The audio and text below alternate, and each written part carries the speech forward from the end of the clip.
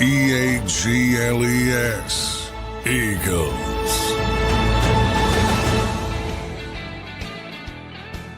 And welcome in, everybody, to a Football Friday edition of Birds 365 here on JAKIB Sports. I'm your host, Zander Krause. That's my co-host, John McMullen, the number one Eagles beat reporter. We are live closing up the week here in the Eagles off season. We'll have some good talk today.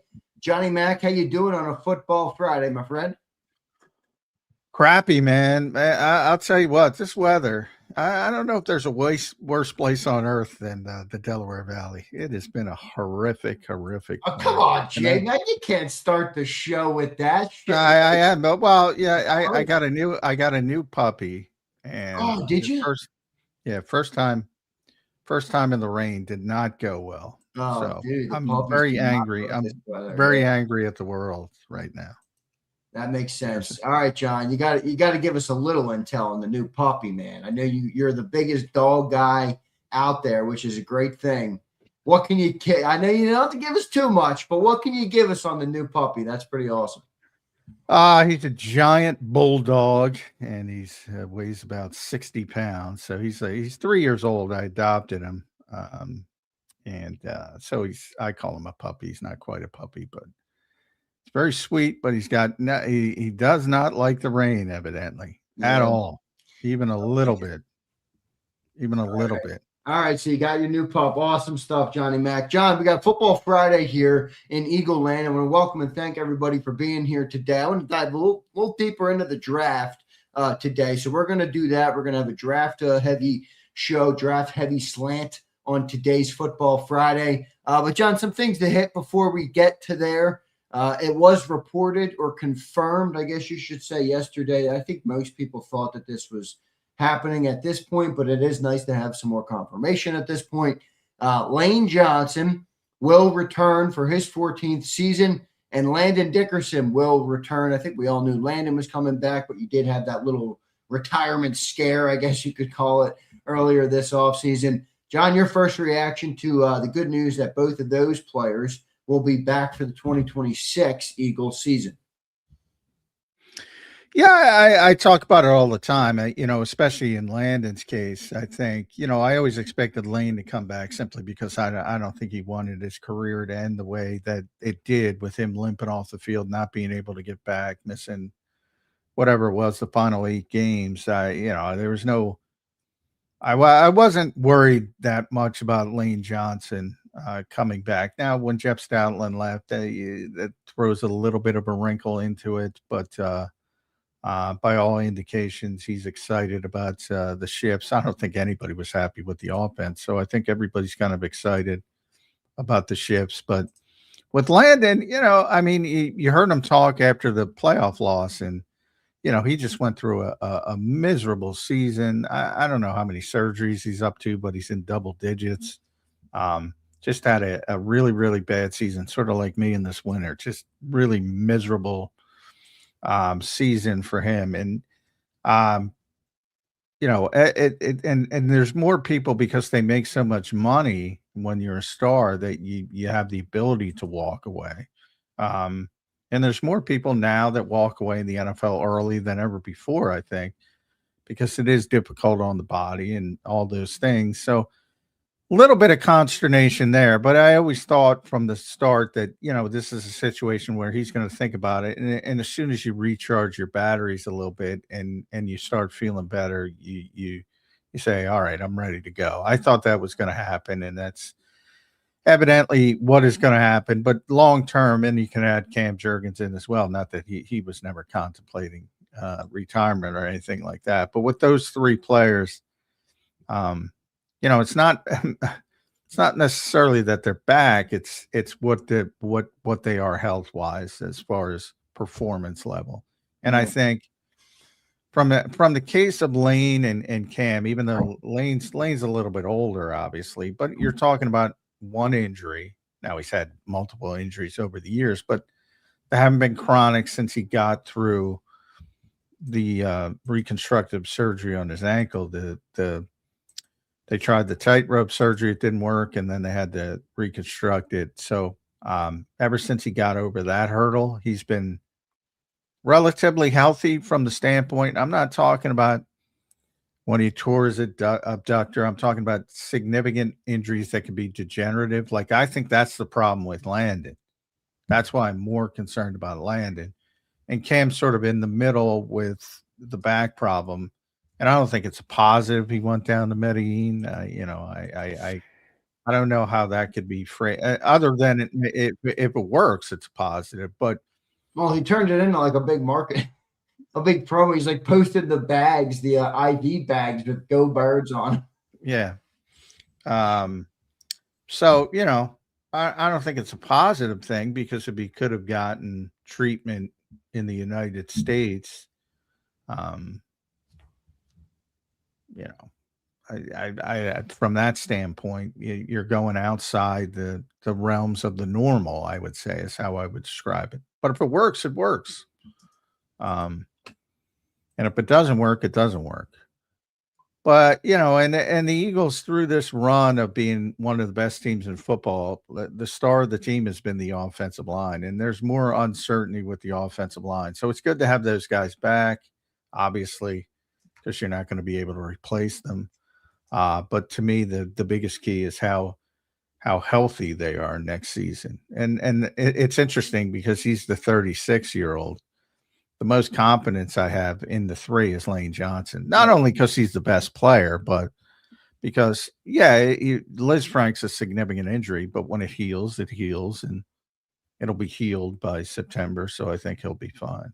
I think the question there, John, with Lane, and I'm with you on the confidence level, but the question is, at 36, you're not getting any younger, obviously. And what version of Lane are you getting, and how many games are you getting out of him?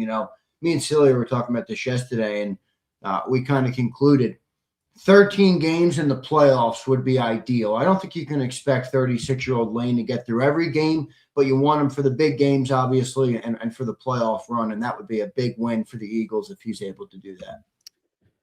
Yeah, I'm not a big game management guy in general. Like, you look at it in basketball, I think it's an expectation type of thing. But the expectations. I mean, if he's healthy, he plays. If he's not, he doesn't. Basically, is where it comes down in football, and you hope he can play every single game. That probably might not be realistic, but I would say, as long as he's healthy for the playoffs, you got to get in the playoffs. So number one, if you're in the playoffs, as long as he's healthy for the playoffs, I think that's where you want to be. I think that's where you want to be. But, if you're talking expectation wise, but there's some people, that say, well, rest him for this game and rest it. You don't do that in football. It's just, it's a different standard than some of the other sports. There's so few games. Right. But if you're being realistic, I mean, I don't think he's ever played 17 games. Now, part of that is because they've had really good teams and they rested week 18, but you generally get banged up a little bit. So I think it's fair to say if he missed a couple games, when he was 30, he's going to probably miss a couple games when he's 36. We'll see what Lane Johnson we get next year. Hopefully it's the legendary potential future Hall of Fame Lane Johnson. We will get him, but how many games will he play? We'll find out. It is good news, though, that he's coming back, John, and I think that's a very positive start. And then Landon will be back. Cam will be back. So the band will be back together, John.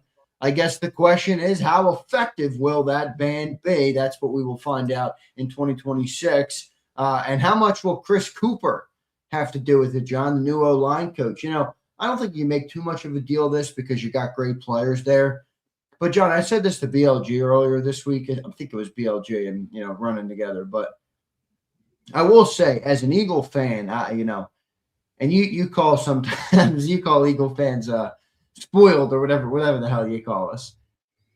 I haven't thought about developing offensive linemen in 10 years. Like, I've always believed if a player is going to make it, if a player is good enough to play in the NFL as an offensive lineman, Jeff Stoutland's going to get them to that point. Now, he can't get everybody, Andre Dillard, but Andre Dillard wasn't able to play anywhere If a player was able to do it, Jeff would get it out of him. I don't necessarily feel that confidence, and I don't think that's a knock on Chris Cooper. I just don't think he's got the pedigree. You know, he doesn't have the experience. He doesn't have the track record. Does that concern you at all with this offensive line next season? A little bit, because even if you're, as we know, the organization as a whole has been looking for an heir apparent for Lane Johnson for a couple of years already. So eventually, even though he's back, I mean, you got to start thinking about the succession plan, and then you start talking about Landon Dickerson. You know, how long is he going to be able to play? And Cam Jurgens is even as well, even though he's young, because of his back issues, if that goes in a negative direction. So yeah, I think it's fair to say that you got to be a little bit worried that Jeff Stoutland's no longer in the building from a developmental standpoint, and Chris Cooper. And that's, like you said, I mean, that's not a knock on Chris Cooper, but he is what he is from a resume standpoint. And Minnesota struggled on the offensive line for a number of years. They've tried to develop players, and they haven't done a good job of it. Sometimes, hit and miss. First round pick like Christian Darrisaw was a hit, but how much is that the ability of the player? Right. So there's some, it's not all bad. They've got some good players, but they go out in free agency to get like ready-made products last year, and Ryan Kelly, who had a bunch of concussions but is a really good player. But he was I don't know, 3-4-time Pro Bowler in Indianapolis. Like, he was made. He was a ready-made product. Will Fry's got good God, how much money he got. And he was supposedly a ready-made product. Again, in the same team, Indianapolis. And he didn't play well last year. So, and then some of the younger guys, the reason they had to go out and get these high-priced free agents, they didn't develop. Now you're talking, it's harder to develop a 6th-round pick than it is a 1st-round pick. But yeah, I mean, it was always going to be difficult. You're not hiring. I mean, there's a couple guys who have big names, and you could have brought them in and have tremendous reputations like Jeff Stoutland as offensive line coaches, but very few.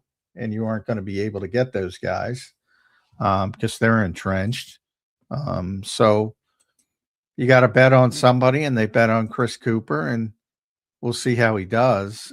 But, you already have guys like Drew Kendall and Cameron Williams and Miles Hinton and Willie Lampkin on the team that are very young and need to be developed.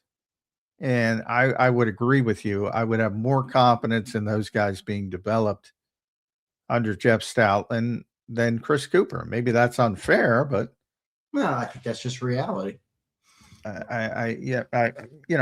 His history is his history, as you pointed out, and generally, if you take to the coaching, you're gonna reach a level to where you're going to be successful to a degree. You look at even guys like Brett Johnson and Brett Toth, who, are capable players in this league when they're with Jeff Stoutland, and weren't necessarily capable players, when Fred went down to Jacksonville and or before when he was in Cincinnati. And Brett, for a short period, went to Carolina, didn't work out.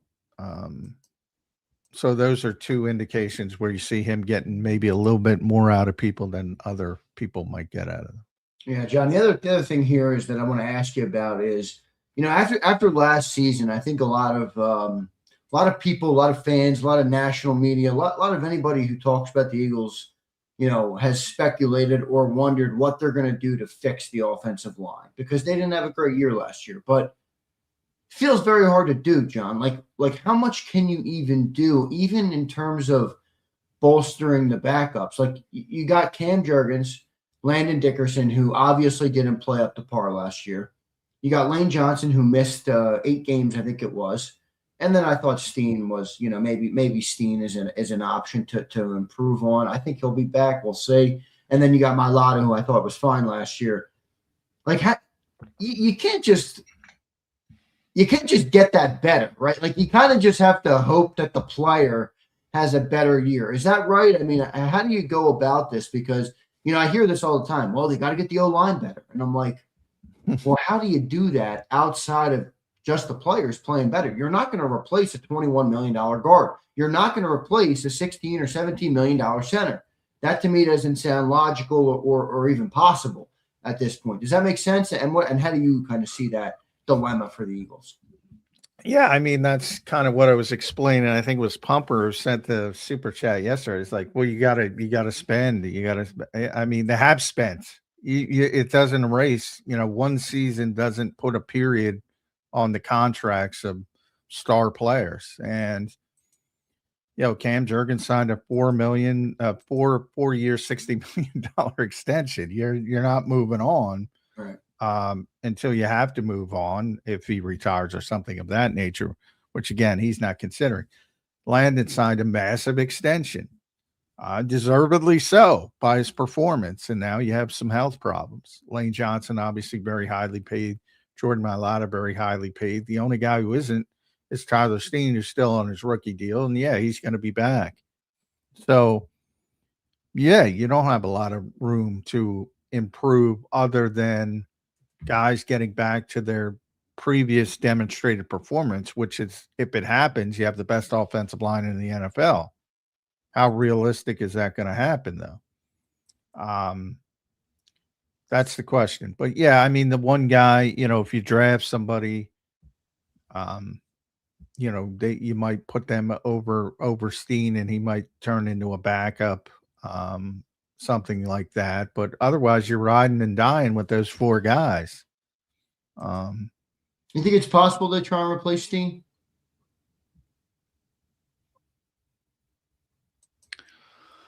I don't think it's part of the, I don't think they're going into the process saying we have to replace Tyler Steen. Yeah. I think Tyler Steen was fine. Me too. I didn't think he was great, but I didn't think he was, oh shit, we better get him out of there. No. But if you draft, and we've talked about, if you draft a first round offensive lineman who can have inside outside capability that you plan to have replace Lane down the road, and if he's better right away and you put him at right guard, that's a possibility. Other than that, no, I don't think it's. If they don't draft an offensive lineman in the first round who can play inside and outside, because I think that's the only way they go with it. Then I don't think they're out there in free agency trying to get a right guard. I think Tyler Steen was above average, and he should get better. That was his first year as a starter. So I don't think there's any issue there. I've already seen the Mekhi Becton nonsense. #no.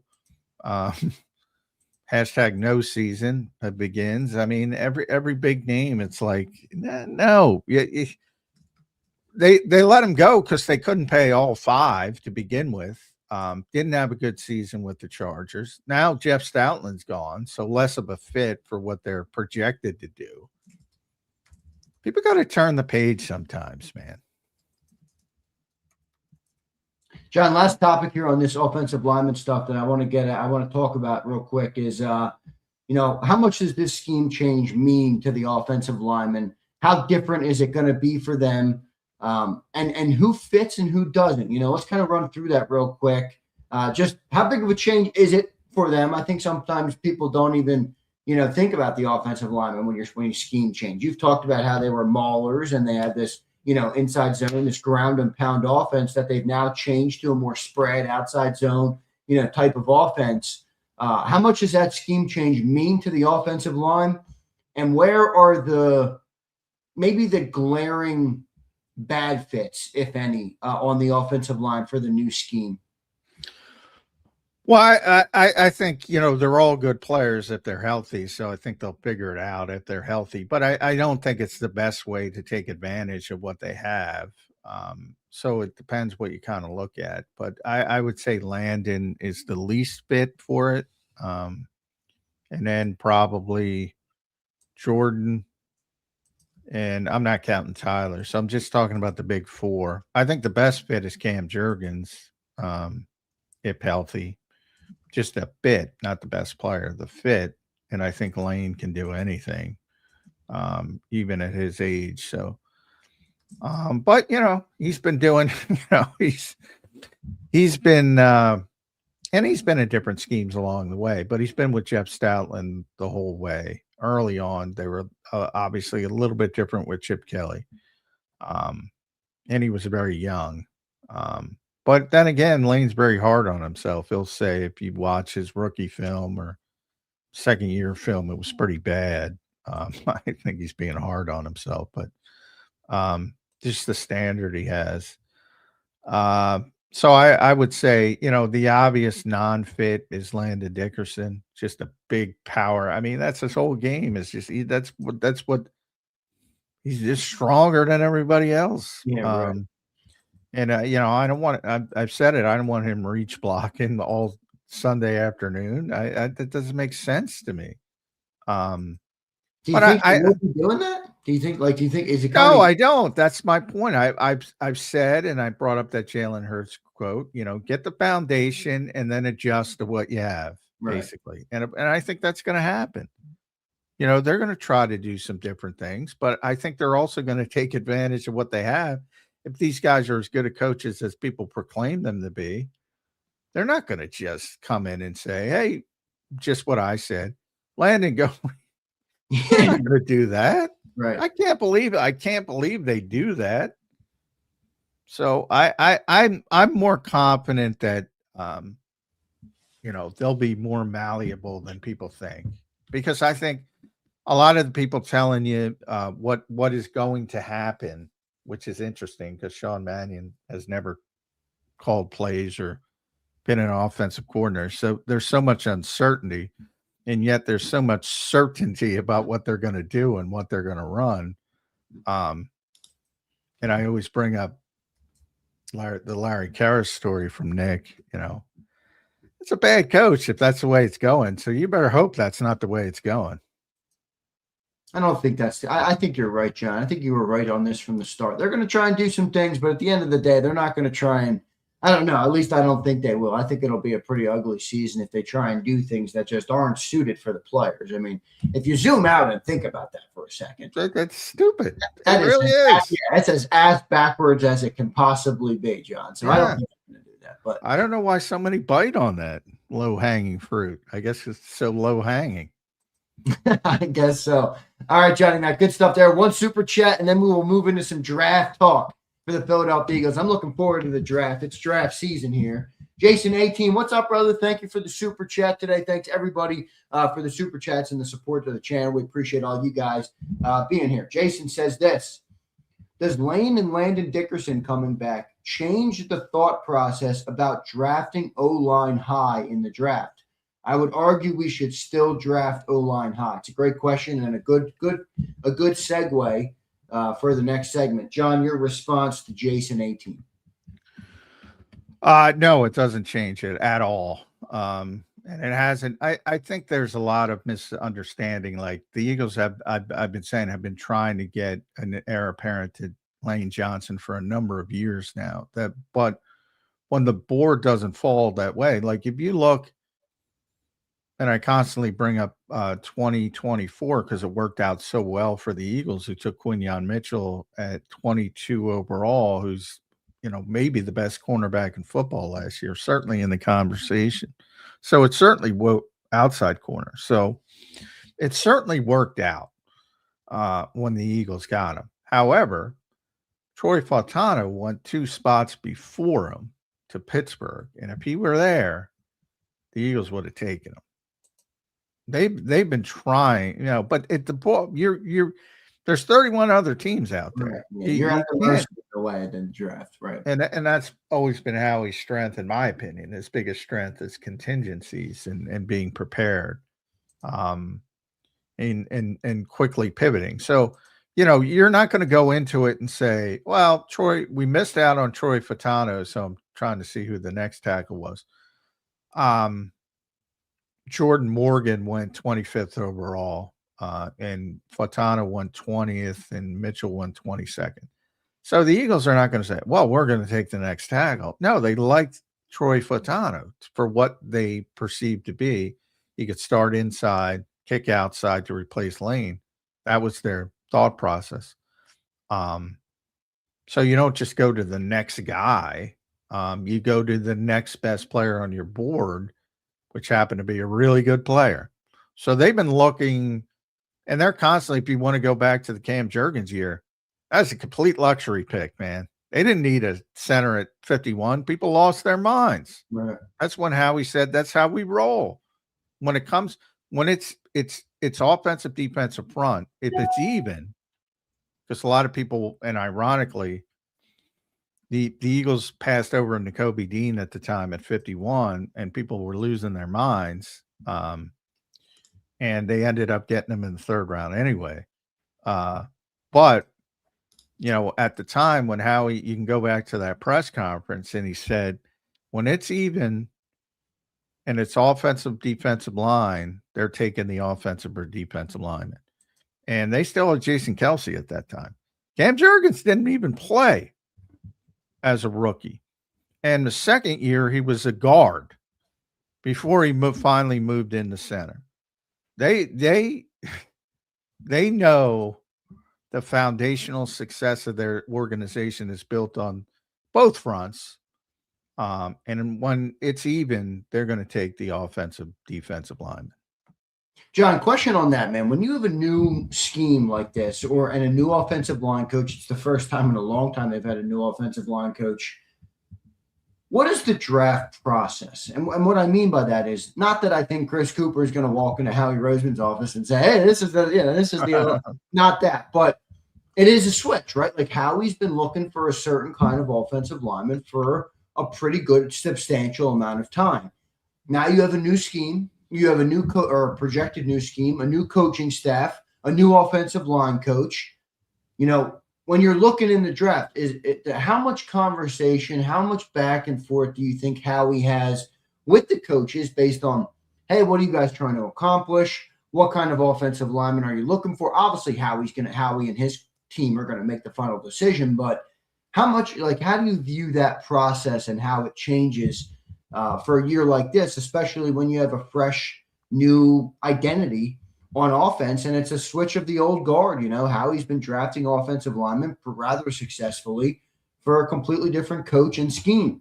How much does that change, and what does that process look like? Yeah, it definitely changes. Obviously, you try to get a feel for what your coaches want and what they need. And, the smart GMs, and how he's learned this over the years, do draft players that you don't want to draft a player that a coach doesn't want. Especially now, this is a little bit different. Chris Cooper's not coming in with a lot of cachet, but somebody like Stoutland, or somebody, better example, because he's still here, is Vic. Vic's got the kind of cachet. Bryce Hoff is not a draft pick, but he's the best example. It's like, well, he's not a fit for what I do. I'm not going to play him. And how we signed him to a big deal, and you learn from that, and you go in a different direction. I think, the interesting dichotomy there is Zach Baun. Zach Baun was signed to be Andrew Van Ginkel. Outside edge rusher, great special teams player. And the Eagles thought he had an upside, and Vic got a hold of him and said, no, he's an all-ball linebacker. We're going to stack him, and he's turned into the Zach Baun. Yep. Jihad Campbell, if you listen to last year's draft, like a lot was made of, well, the Eagles haven't drafted an all-ball linebacker since Jerry Robinson, yada, yada. How many times you hear that? Oh, yeah. Well, they finally drafted an all-ball linebacker, but did they? I don't think Howie did, because he spoke about him like the upside of the edge rusher. And Vic got him and said, no, he's an all-ball linebacker. And it ended up being that way. So that's kind of the give and take you have to learn, your coaches and what they do well. Now in Vic's case, he's got the huge reputation. Right, he's got the cachet to do that. Yeah. So for the most part, that bothers Howie. I don't think anybody's bothered just because of the success they had. Now, if he didn't have success, the asset went to an off-ball linebacker when maybe Howie thought, hey, I'm getting another guy at the edge. Well, if he doesn't, in the case of Jihad Campbell, it's still to be written. I mean, he only started 6-7 games because N'Kobe came back, but he was really good in that 6-7 games. So the early returns are pretty good that Vic got it right again. And as long as you get it right, there's no issue. But if the Eagles defense stunk in 2024 and Bryce Huff went to San Francisco and had 15 sacks, then it's different. And then, but that didn't happen. Vic was right. So I wonder what happens there when Vic leaves. Like, do you think there's any sort of meddling that could happen if they were to hire a defensive coordinator that doesn't have the type of cachet? Howie's like, hey, man, I drafted that guy to be an edge. Put him on the damn edge. I'll never forget. I tell the story all the time. They went over in 2023. Is that the Sean Desai year?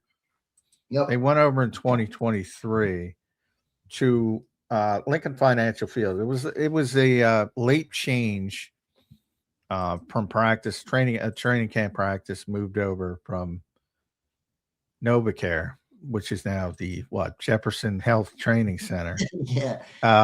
JHTC, John. JHTC. Well, at that time I can call it Nova. It was still NovaCare at that time. And they moved it really late, the day before, and they moved it over because they wanted to have a practice where the coaches were sort of testing out the communication, game day communication, sort of, the operation, so to speak. And they moved it over to get the environment and make sure the communication was going well, which is not, a good idea. There's nothing wrong with it. But I remember I was sitting next to our buddy Martin Frank, standing next to Martin, and all of a sudden Howie, the GM of the team, is screaming at Sean Desai because he had the wrong personnel in for one of the plays they were going to run. And I'm like, what the fuck? That's weird. And then I got at the time, I just, I said, that's kind of weird, but hopefully Sean will get it down. And then you see what happened and you kind of look back and there's a big difference when you have a Sean Desai and you have a Vic Fangio. Nobody questions what Vic does. Everybody questioned what Sean did. And if you look at Sean Mannion, he's more Sean Desai than he is Vic Fangio. So it's going to be an interesting sort of thing to watch because having that kind of cachet is real, and there are very few people who have it. And a lot about to use if Sean was still here, he would have been forced to play Bryce Huff. Bottom line. He would have been forced to play Bryce Huff. He doesn't have that kind of wherewithal to say, no, not doing it. And there's very few people. And you saw Jeff Stoutland. You would think he was in that category for years. Very few people. And guess what? It's fleeting. If Vic has a bad year, which I don't expect to happen, so settle down. But if he has a bad year, it'll quickly evaporate for him. Yeah, I agree. But as long as you're right, everything's fine. Yeah, right. You think it's Vic's last year? If I had to bet, 50, use the old 50-50 scale. By the way, I can't believe we haven't talked about the wink. I'm back on the other side of 50 with AJ. Okay. 50-50 scale, I would say, this is probably his last year. But, they'll try to talk him back into it. He was going to retire after the Super Bowl. They talked him back. they have to talk him back. So, and I presume they'll want to talk him back. So, and I think he's susceptible to be talked back because I don't think he wants to stop coaching. Yeah, right. It feels like he's teetering on the decision. He might not be sold one way or the other. We'll see what happens there. John, you just said it. All right. Thanks, everybody, for being here. Jason 18, thanks for your super chat, brother. I think that's a great one. And we appreciate you always supporting the channel. John, let's go to that next segment. We're going to dive into the draft pretty deep here today, but you just teased it, and now we got to hit it. A.J. Brown was on a podcast with some Patriot legends, with Rob Gronkowski and Julian Edelman. And Julian, starting up the show, he says, yeah, we're all Patriots here, or something along those lines. And AJ, being the troll artist that he is, which, by the way, I get such a kick out. I can respect a good troll job, John. Even if it's... my thing is, I can respect it too. But my thing is, who was AJ trolling? Like, who is he trolling? Philly fans. I think Philly fans. It's like, I'm like, I think it was funny. Well, who do you think he was trolling? Well, I think he's trying to be cheeky or, more than trolling, but I thought he was trolling Philly fans. I mean, I don't know. I mean, they're the most emotional bunch out there. Well, they are. One wink, and here we are on Birds 365 talking about. I find AJ to be a pretty funny. See, but so do I. I love AJ. I admit that, but I think he's a good dude. But look, I think the organization's tired of it, and I don't think this helps. So, do you think there was merit to it? You don't think it was? If you don't think it was a troll, do you think he was? No, I don't think there's merit to it. I don't think he was like, "Yeah, I know the rumors. I'm interested." Nothing like that. No, I think it's more of like, dude, what are you doing again? Jeffrey had this talk with you. And it's the offseason. And remember, again, the Eagles, if they trade him, they're not giving him away. So, the whole thing is, if you truly want out, well, you better be on board until you're out, because the Eagles are going to want to get back as much compensation possible. And when you start, again, because I think the perception when you hear all the national stuff about AJ is going to get traded, I think that perception is coming. Well, I don't think, I know it's coming from outside the Jefferson Health Training Center. Right. Because everybody around the league thinks the Eagles are going to trade him because they see all this stuff. And that lowers Howie's leverage. And as we've seen with Howie, he'll wait.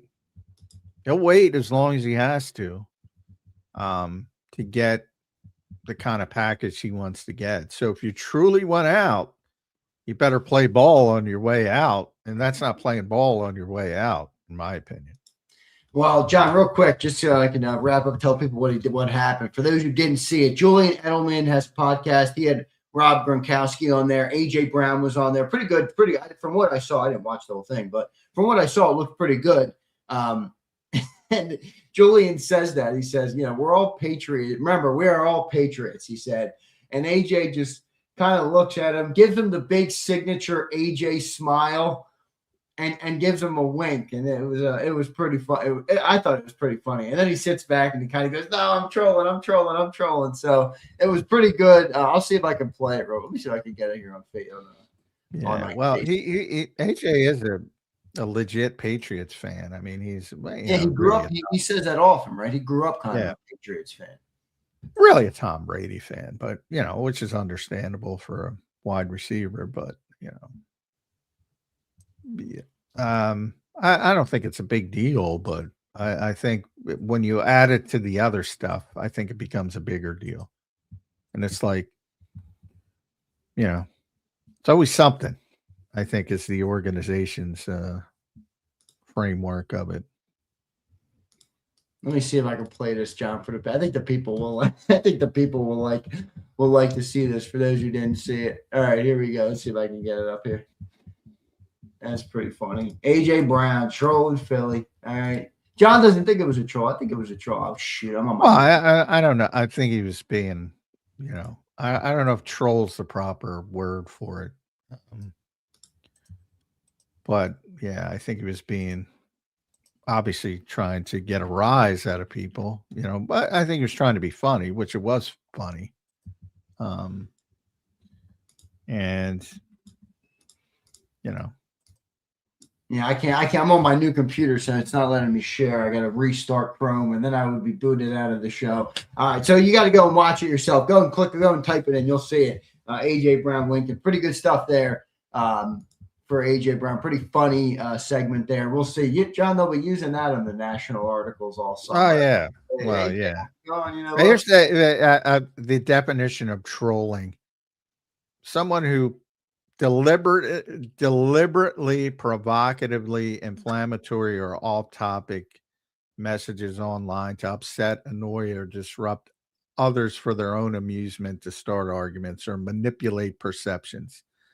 Like, I think he was having fun. I don't think he was trying to manipulate perceptions or be provocative. I think he was with his buddies and was trying to have fun. So that's what I kind of mean. Yeah, that's fine. That's fair. That's fair. I think that's fair. But anyway, good stuff there. We'll see about AJ Brown. John, that leads me into the next topic here, because I do think the number one question for the Eagles offseason, as you've alluded to very often on the show, in the 6 or 7 weeks we've been doing offseason content now, is AJ Brown back? Is AJ Brown gone? And I think that's gonna change their draft plans pretty drastically one way or the other. So to me, if AJ Brown is back, it changes what they do. If he's gone, I think wide receiver in round 1 could even become a likely possibility, certainly more so than if AJ Brown returns. So how much do you think, that decision or that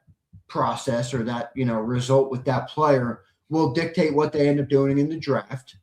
And then if it goes one way or the other, what do you think it pushes it more towards? So if he's gone, do you think wide receiver round 1 is likely? If he's back, what does that push it toward in round 1? How do you see the draft, John, and how it relates to the AJ Brown saga, which you've called the most important move of the offseason, which I think many agree with?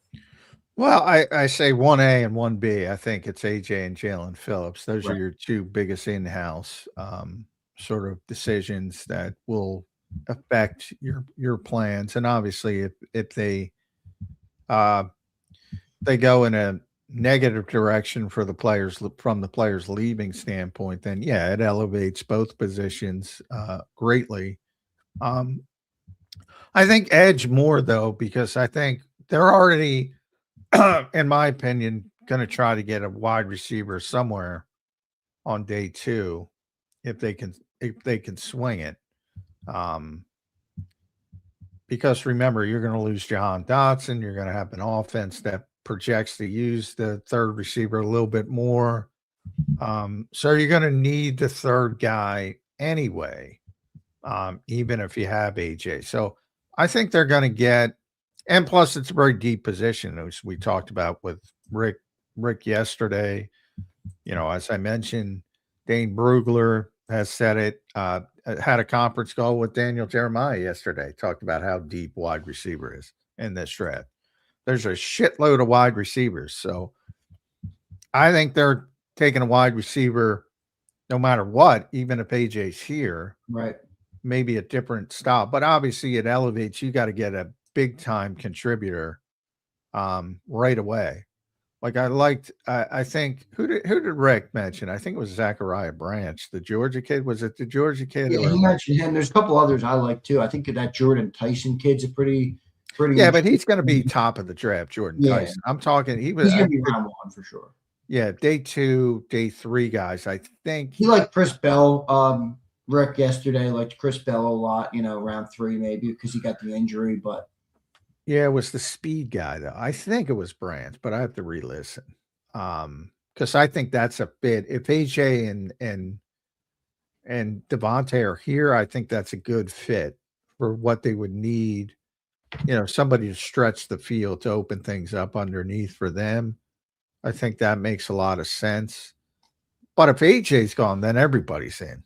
All the you're not going to be in a position to get Tate or Lemon, and probably not Tyson. Although, Where do you think Tyson will go? I was thinking 15 to 25, somewhere in there. yeah, he might fall, but yeah, he's going to be in that range. I don't think he'll fall to 23. So I think those are the three receivers off the board. And then you start talking about the, Concepcion's, who I like a lot, probably drops it too much. Denzel Boston, Chris Bell, as you mentioned. And if you don't have AJ, Chris Bell's maybe more interesting to you than if you do have AJ because of his size. Same thing with the kid from Notre Dame, Malachi Fields. Like, if you do have AJ, I don't think you're interested in Malachi Fields. If you don't, I think you might be interested in Malachi Fields because he's so big and strong and, can at least replicate some of those things. If you have AJ, I think you're looking at guys like Branch who are, smaller, faster, shiftier. So I think it changes a lot, but for the position, yeah, I think they're getting a receiver either way. They have him or they don't have him. I think they want to get another receiver. Yeah, the Tyson kid, I like him. I think he could fall because of the injuries, John. I think he had a big knee injury in 22, and then I think he had he's had some injuries. Hamstring. Yeah, he's had some injuries, so maybe that would be a potential. But there are some good names, as you mentioned, and as you talked to Daniel Jeremiah. John, real quick takeaways from your conversation with Daniel Jeremiah yesterday. I think he's one of the true best draft guys out there. I know you've said that as well, and I obviously value your opinion when it comes to that. Any takeaways? Any other big takeaways from the Daniel Jeremiah conversation you had? Well, remember, Daniel used to work for Howie way back, but it's getting to the point where, I think Daniel doesn't see some of the evolution of Howie because he has evolved. Like, and Daniel's great, by the way, don't get me wrong, but, he's got the old school thinking of Howie Roseman, like offensive line, Right. He's not going to take a tight, like he got asked about the tight ends. He got asked about Sadiq. He's like, that's not Howie's MO. Well, it wasn't when he was there, when he was here. It might be now if he's the best player. I could see them taking Sadiq at 23. Again, the board has got to fall that way. And he was more of, Max Clary type guy. They're, problem is with the Eagles, they have, I think, let me see. They have 23, 54, and 68 on the first 2 days right now. They need about 6 positions. They can't take them all. They want a receiver. They want a tight end. They want an offensive lineman. Yeah, right. You're not going to. A lot of people think they want a quarterback. Cornerback too. Everybody's like, you got to take a cornerback too. You can't take everybody. Safety. There's about 6 positions. And obviously with those 3 picks, they're not going to generate 6 positions.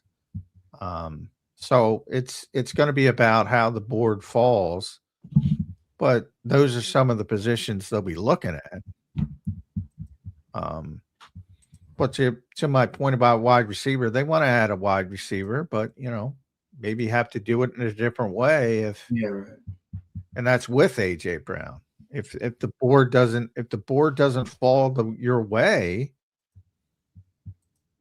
again, you're not, if you do like, and that's why I brought up some of the tips. So in a world where you have AJ Brown, if they do like that, a specific receiver, just as I said with Fautano, doesn't mean if that guy's not on the board, you just go to the next receiver. They might not like that guy. So I'll use, so Zachariah Branch, if they like him, the next guy on the big board I'm looking at is Skylar Bell. That doesn't mean you're taking Skylar Bell. They might like Skylar Bell. I don't know if they like Branch, but you get my point. Yeah, right. So then they might shift positions because they have so many needs and far more needs than they typically do.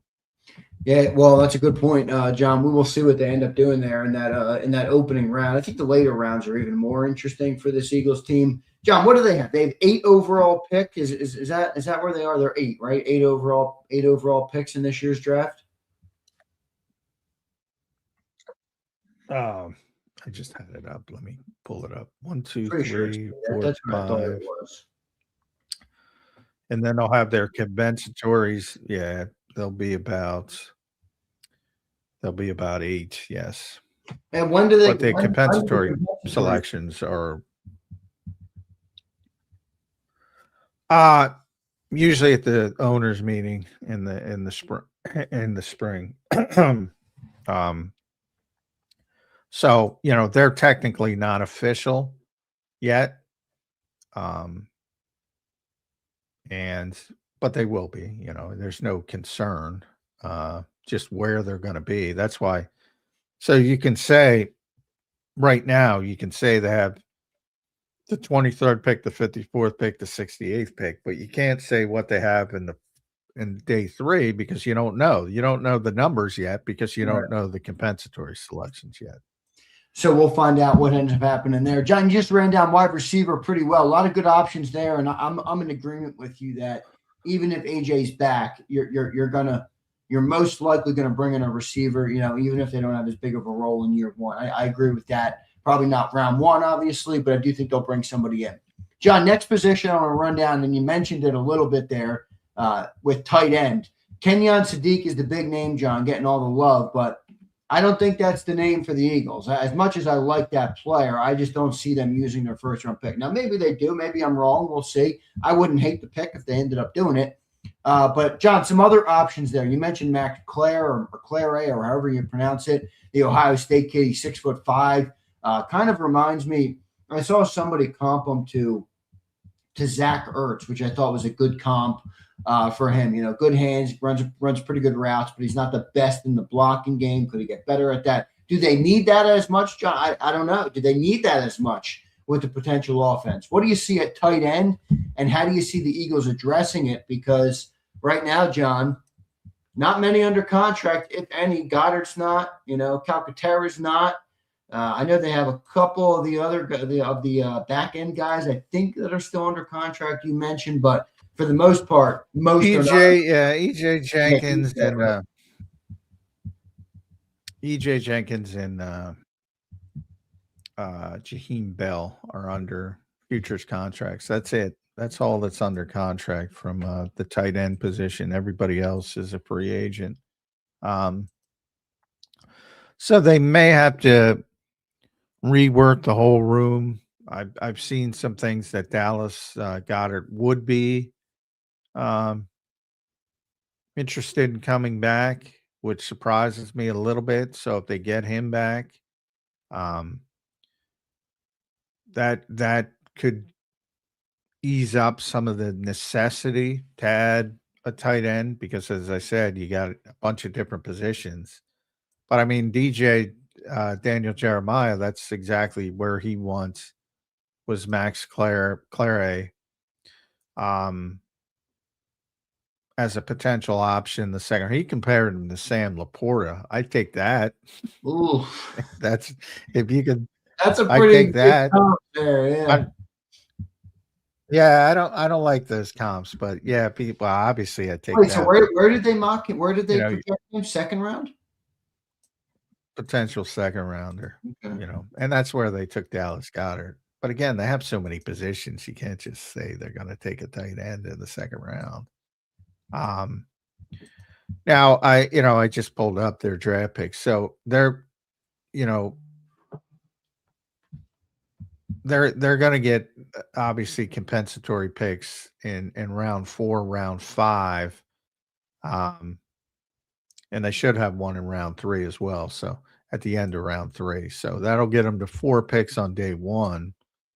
But that'll be late, obviously. That'll be 100 101, somewhere in that range. So later in the third round. So I don't think somebody like that lasts that late. So you got to be careful.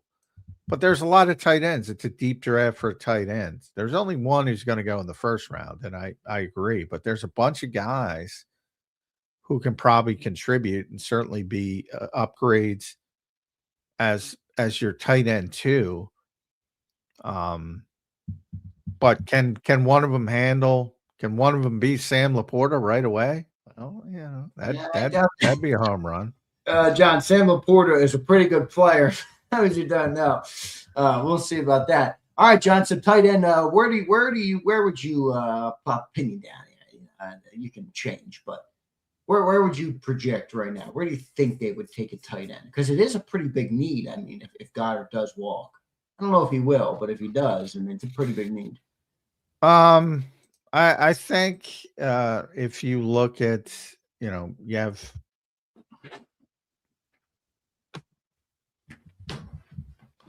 have 3 picks, obviously, and the high pick in the third round is from the Hassan Reddick trade. So that worked out well because it's the Jets. So it's near the top of the third round. And then you'll have one at the bottom of the third round. So I think in one of those 2 picks, they'll probably come away with the tight end. I think that's the sweet spot. The question is who remains. I think obviously Sadiq's going to be a first rounder. Then most people think Eli Stowers from Vanderbilt's the number 2. And then would come Max, Sam Laporta. Sorry. So would he last to that? I don't know. So then you start thinking about Jack Endries and Michael Trigg and Justin Jolly, who we talked to, Jolie. Sam Roush, I know a lot of people like. I like him because he's big. And I just look at the way the 49ers use Kittle, and I'm not trying to compare him to Kittle, but, Kittle plays in line a lot.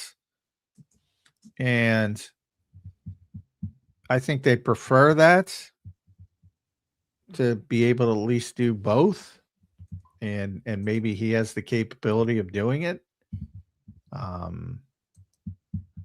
But, yeah, if you got to remake the whole room, you can't draft a bunch of tight ends, so you're going to have to get one guy that contributes right away. Where do you think that would be? You think it would be a cheaper free? Like this is my dilemma with Goddard. Like I get your point about maybe the player makes it hard because of the pay cut and some of that stuff. That makes sense to me. But from an Eagle perspective, like where are you going to replace Goddard for much better value than what Goddard's going to be if your plan is not to just roll out whoever your top draft pick is? It's good. Not that easy to do, especially if Goddard's going to make, I don't know, what do you think he's going to make this year? 10 mil, 11 mil, 12 mil? Well, he made 10 last year. Yes, I mean, he got 10 last year. Does it go down this year? Does it go up? Well, he had 13 touchdowns. I would think it would go up. But he is, For what, 30 something, 30? He is 31. So, I mean, that affects and I'm sure the Eagles will hope it'll go down, but I think somebody's going to pay him. Sometimes sports make you realize how quick the time goes. Feels like yesterday, Dallas Goddard got drafted. Yeah, I mean, but what's interesting, and I wrote about this on Sports Illustrated, the Eagles usually don't play in the middle class of the NFL. And they had one player on their entire roster last year that made between $8 million and $15 million. One player. That's like the middle class of the NFL. So the Eagles have a bunch of stars, and then they fill it in with a bunch of cheap guys, either on rookie contracts or 1 year Tamu guys. They had one guy, and it was Dallas Goedert, who made $10 million. That's it. They don't play in the middle class. Maybe they rethink that.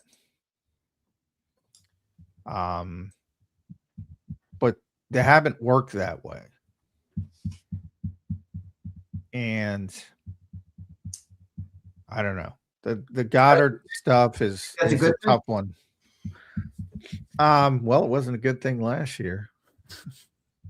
I mean, they have a lot of good players, obviously. And like that's what you do. You find good players and then you fill in I think usually that's the strategy. Unfortunately, they have some good players that now have some health issues and didn't play like they played before. Most of them for health reasons, but some other reasons as well for different players. But you had a whole bunch, and I've been talking about this for a long time. You had a whole bunch of star players who didn't play up to their star reputations last year, especially on offense. And when that happens and you're built the way the Eagles are built, you have a 5-win season. Mike facetious 5-win season. In the Eagles case, they had a good season, not a great season in reality. So that's, you gotta make the right decisions, and these guys got to stay healthy and play at an optimal level. And for the most part, they've made the right decisions. Like, I will not tell you, if Landon Dickerson comes back and plays poorly again, and that's it, I will not tell you he's a failure as a player. I mean, they got more out of Landon Dickerson than they could have ever wanted if he never takes the field again. Yeah, it's true. I agree with you. As unfortunate as it is, if it's this short, I agree with you. And the same thing with all those guys for the most part. They've all passed the ROI investment scale. They already got the return on the investments, but if it doesn't last as long as you hope, the back end's going to be a little ugly because you paid them so much money. Interesting there, Johnny Mac. We'll see what they end up doing with that. John, I want to go into OT a little bit. The tight end position is interesting. I do agree with a lot of what you said there. John, offensive tackle. I mean, I'm no expert and I'm no professional, and I'm not going to sit here and try and tell people, that I think what I think is the best. But when I look at the draft, to me, John, the best value for the Eagles in round 1 is a tackle. Whether Lane's here, which he is going to be here, what it's tackle. I mean, I look at there's a lot of tackles. I think there's a lot of good tackles. I mean, you got the guys at the top. You got Francis Mogiai, or however you say his name, and Spencer Fano. I think they're going way early, so I don't think the Eagles are in range for them. But I mean, I think the guys down near the Eagles' range, even 15 later, make a lot of sense. I mean, you brought up the name Caden Proctor. Maybe he's not the perfect fit, but how about the other Utah kid, Caleb Lomu? I mean, that kid's a stud. I think there's a lot of really good tackles in this draft, John. What are you thinking about the Eagles and their approach to tackle in this draft? The end of Lane is coming, John. You can't wait for it to happen and slap you in the face.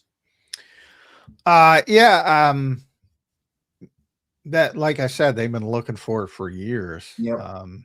And I don't think it changes. But is this the year they strike and they don't let it slip away? Because it's now it feels like you're in, do or die, not do or die, but you know what I mean? Like, you got to do it now because Lane might be done after this year. Well, again, you don't do it just to do it. Again, if you like Freelings, for instance, a lot of people have focused on Blake Miller and Freeling when it comes to the Eagles. If they like that player, I guarantee you all those names, even though they all look good on paper, I guarantee you they don't like all of them. I guarantee you. Oh, that's for sure. For whatever reason. And so when you say yes, I mean, they're foundationally, and they know they have to start rebuilding the offensive line, not just for Lane, but for other guys as well, because of what's going on. And they have to start repopulating a little bit. And they already started, but it's a bunch bunch of day 3 picks last year. You'd prefer to have more, a better piece of clay to work with, so to speak. Mm-hmm. But you're 23rd, so you're at the mercy of the 22 teams in front of you. And if you like Lomu, or Freeling, and whoever's at 22 takes them, you're not just going to take Blake Miller if you don't like it, or the next guy on the board. The prospect of Proctor is growing on me quick, and it's not because I'm an Alabama guy. I know that he might not fit as a guard, but I think he would fit as a guard if Jeff Stoutland was here. Right, that's the problem. What I mean. And then you have the curveball of how do things change now, or if they change, or if Howie just says, "I'm just taking good players," because Sean Mannion's probably not going to be here next year anyway. Either we win the Super Bowl and he's gone, or we play shitty and he's gone. Right. So my thought is Howie's probably just going to take who he thinks are the best players, understanding the coaching upheaval in this league, which is only getting worse because of the impatience, not just of the Eagles, but everybody. So yeah, I look, I'll always bet offensive line before any other position with the Eagles. So there's a good chance they're going to take an offensive lineman at 23. But, there was a good chance they would have took one in 2024 and they didn't get him. Right. He didn't fall. So it all depends on that. I think that, and that's what I was trying to say before. So again, I'll look at this big board. So, you have Mauigoa is number 1, so he's not going to be there. Fanu's not going to be there. No, and then you start. They're probably top 7 or 8 picks. Yeah, even higher. So they're not even in the realm. And then you start getting to the guys. Lomu, he might not be there either. But you start getting in the realm of Proctor, Lomu, Freeling, the kid from Arizona State that I can't pronounce his name. Daniel Jeremiah is high on him, by the way. Yeah, what's that kid? That kid's name is Max Ian Accor or Ian Accor or something. We'll go with Ian Accor. Man, yeah. He mentioned him in relation to the Eagles. Let me try to get that. Blake Miller as well. Those are the guys you're talking about. Blake Miller is the Clemson kid, is that right? Yeah. Yeah. Those are the guys you're talking about. And I guarantee you the Eagles like some of them and they don't like others. It's not, that's what I'm trying to say. It's as a reporter for you, John, is it tougher this year because of no Stout? You know what I mean? The first time it's definitely tougher because right. Like to me, Proctor's like a perfect fit for Jeff Stoutland. Like that'd be my mock guy right now. Right. The perfect fit. I don't think he's a fit for this. Now I'm like, what? Why are they taking Proctor? Well, because I think you got to look bigger picture with Proctor. If he's a bad fit year 1 as a guard, so be it. I'm looking at that guy to get out to the tackle when Lane Johnson is gone. That's what I'm looking for with Proctor. Well, maybe he's a left tackle in college. That's I don't think the Eagles are in that position to take a luxury pick at 23rd. That's fair. If he's not going to play, yeah. But if he plays guard, well, I guess he'd have to be an improvement from Steen for it to make sense. Yeah. I don't think they want to take somebody who's not going to play at 23 overall.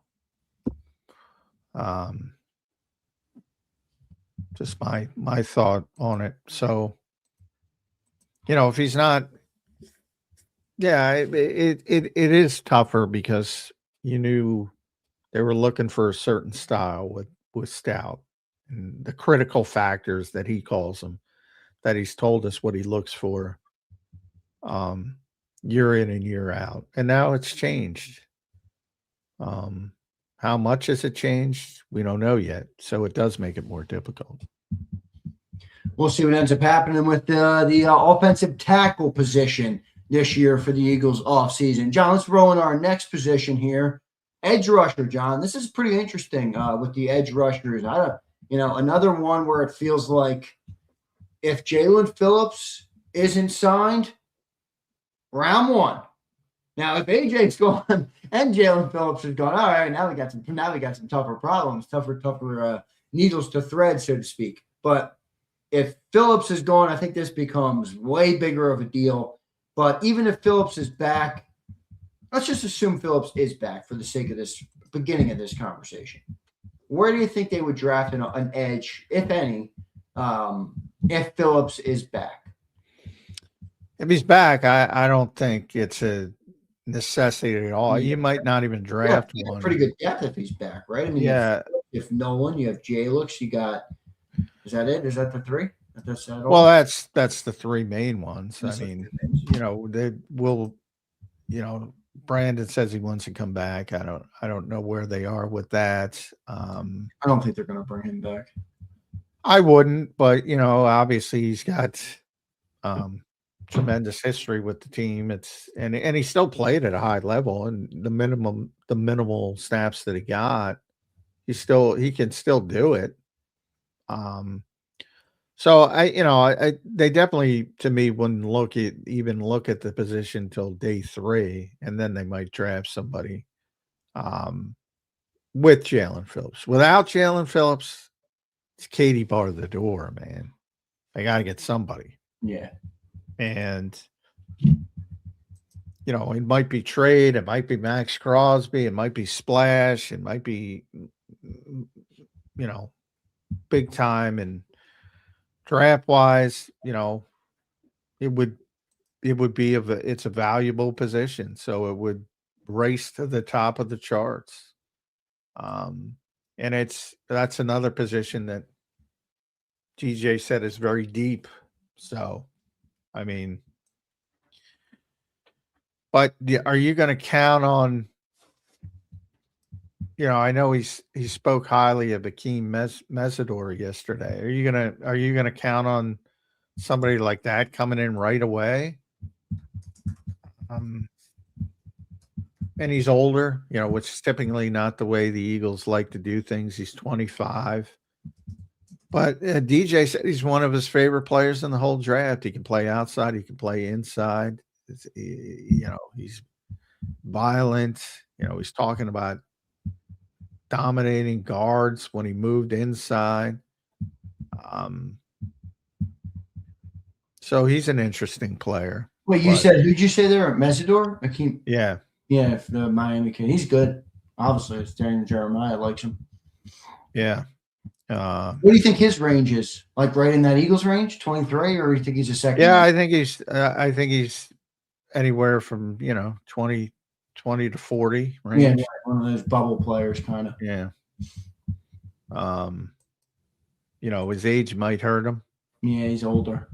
But what's he? 6-year senior, I think, right?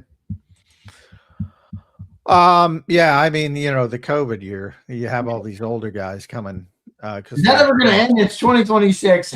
When is that thing over? Who knows? So many guys stand now, and it's just college is a mess. But I got to get to my boy Vitality. I knew you were going to appear when I brought up his name.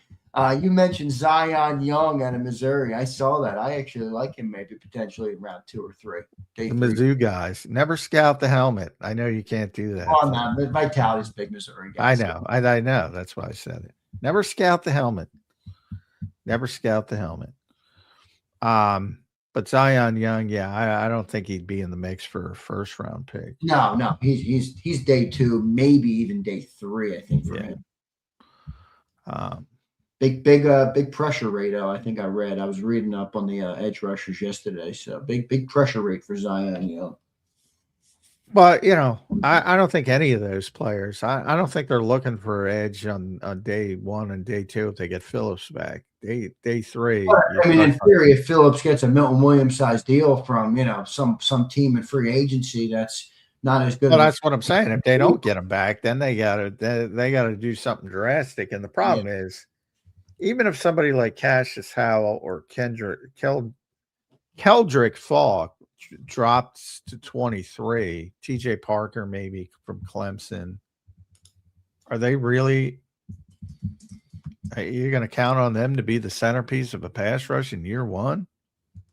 I guess it's possible, but I think they'd go the Max Crosby route, if you can pry him away from Las Vegas. And I don't think they want to pry him away from Las Vegas, so I think they're going to sign Jalen Phillips. I refuse to believe they're going to let Jalen Phillips out of that building after giving up a third-round pick for him. I agree with you. And that was one of the best points you brought up. I mean, that's just not Howie-esque. You know, you trade a third-round pick in week 8 or 9 or whatever the heck it was, week 10, I think it might have been. What was his first game? It was the Lions game, right? Was it the Lions, or maybe it was the Packers game? One of those low-scoring games. No, I think it was the Packers game. Yeah, Packers game. Yeah, I think they won that game. I have to double check. Yeah, he was great too, as a matter of fact.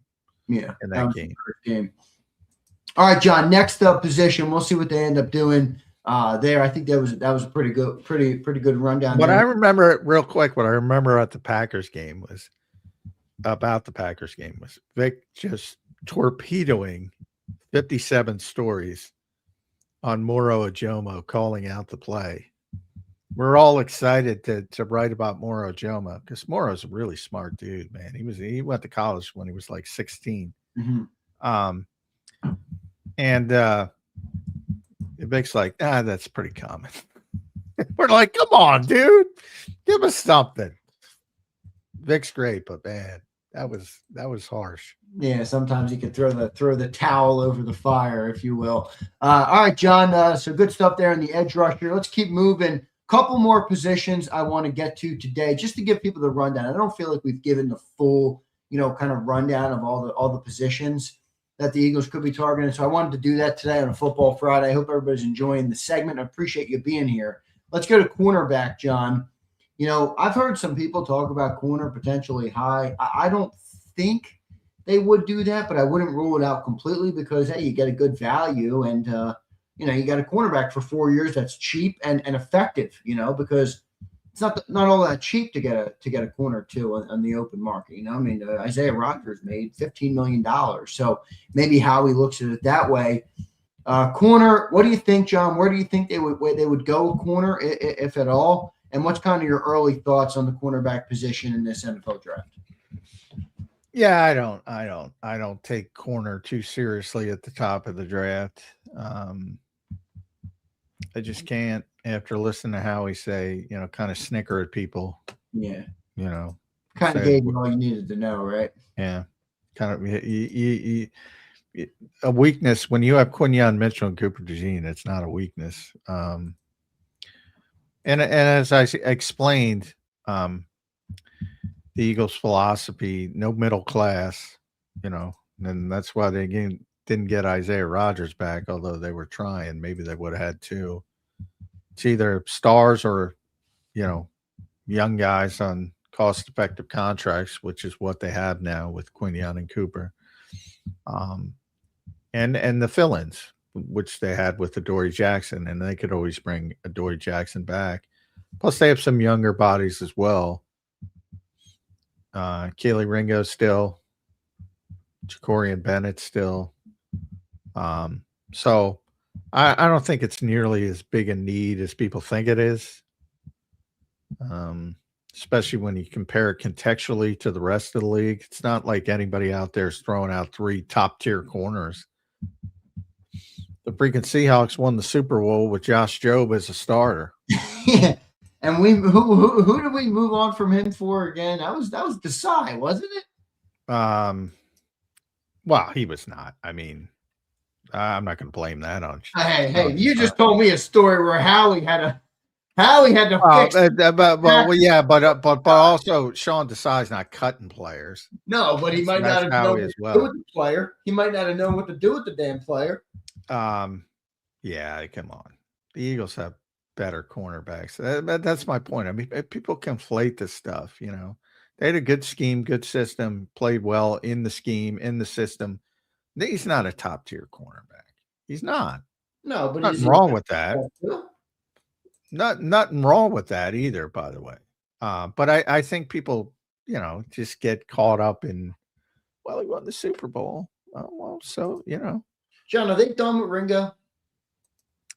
No, he's under contract. He's a great special teams player. No, I don't mean done. I don't mean done on completely like moving on from him. I mean done as a last year he came into camp and the start of the season and the cornerback battle.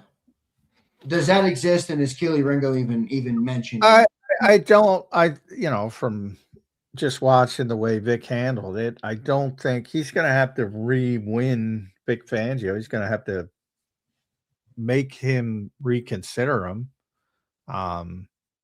So I don't think it's positive right now. But he'll be out at practice. He'll get his reps, and if he starts to play better for whatever reason, he'll get involved. I'm not even sure if he likes Jacorian Bennett or Mac McWilliams. It certainly seems like he didn't. So Vic can be hard on those guys. And maybe have to get another Adoree Jackson type, maybe even Adoree Jackson, to hold down the other slot. But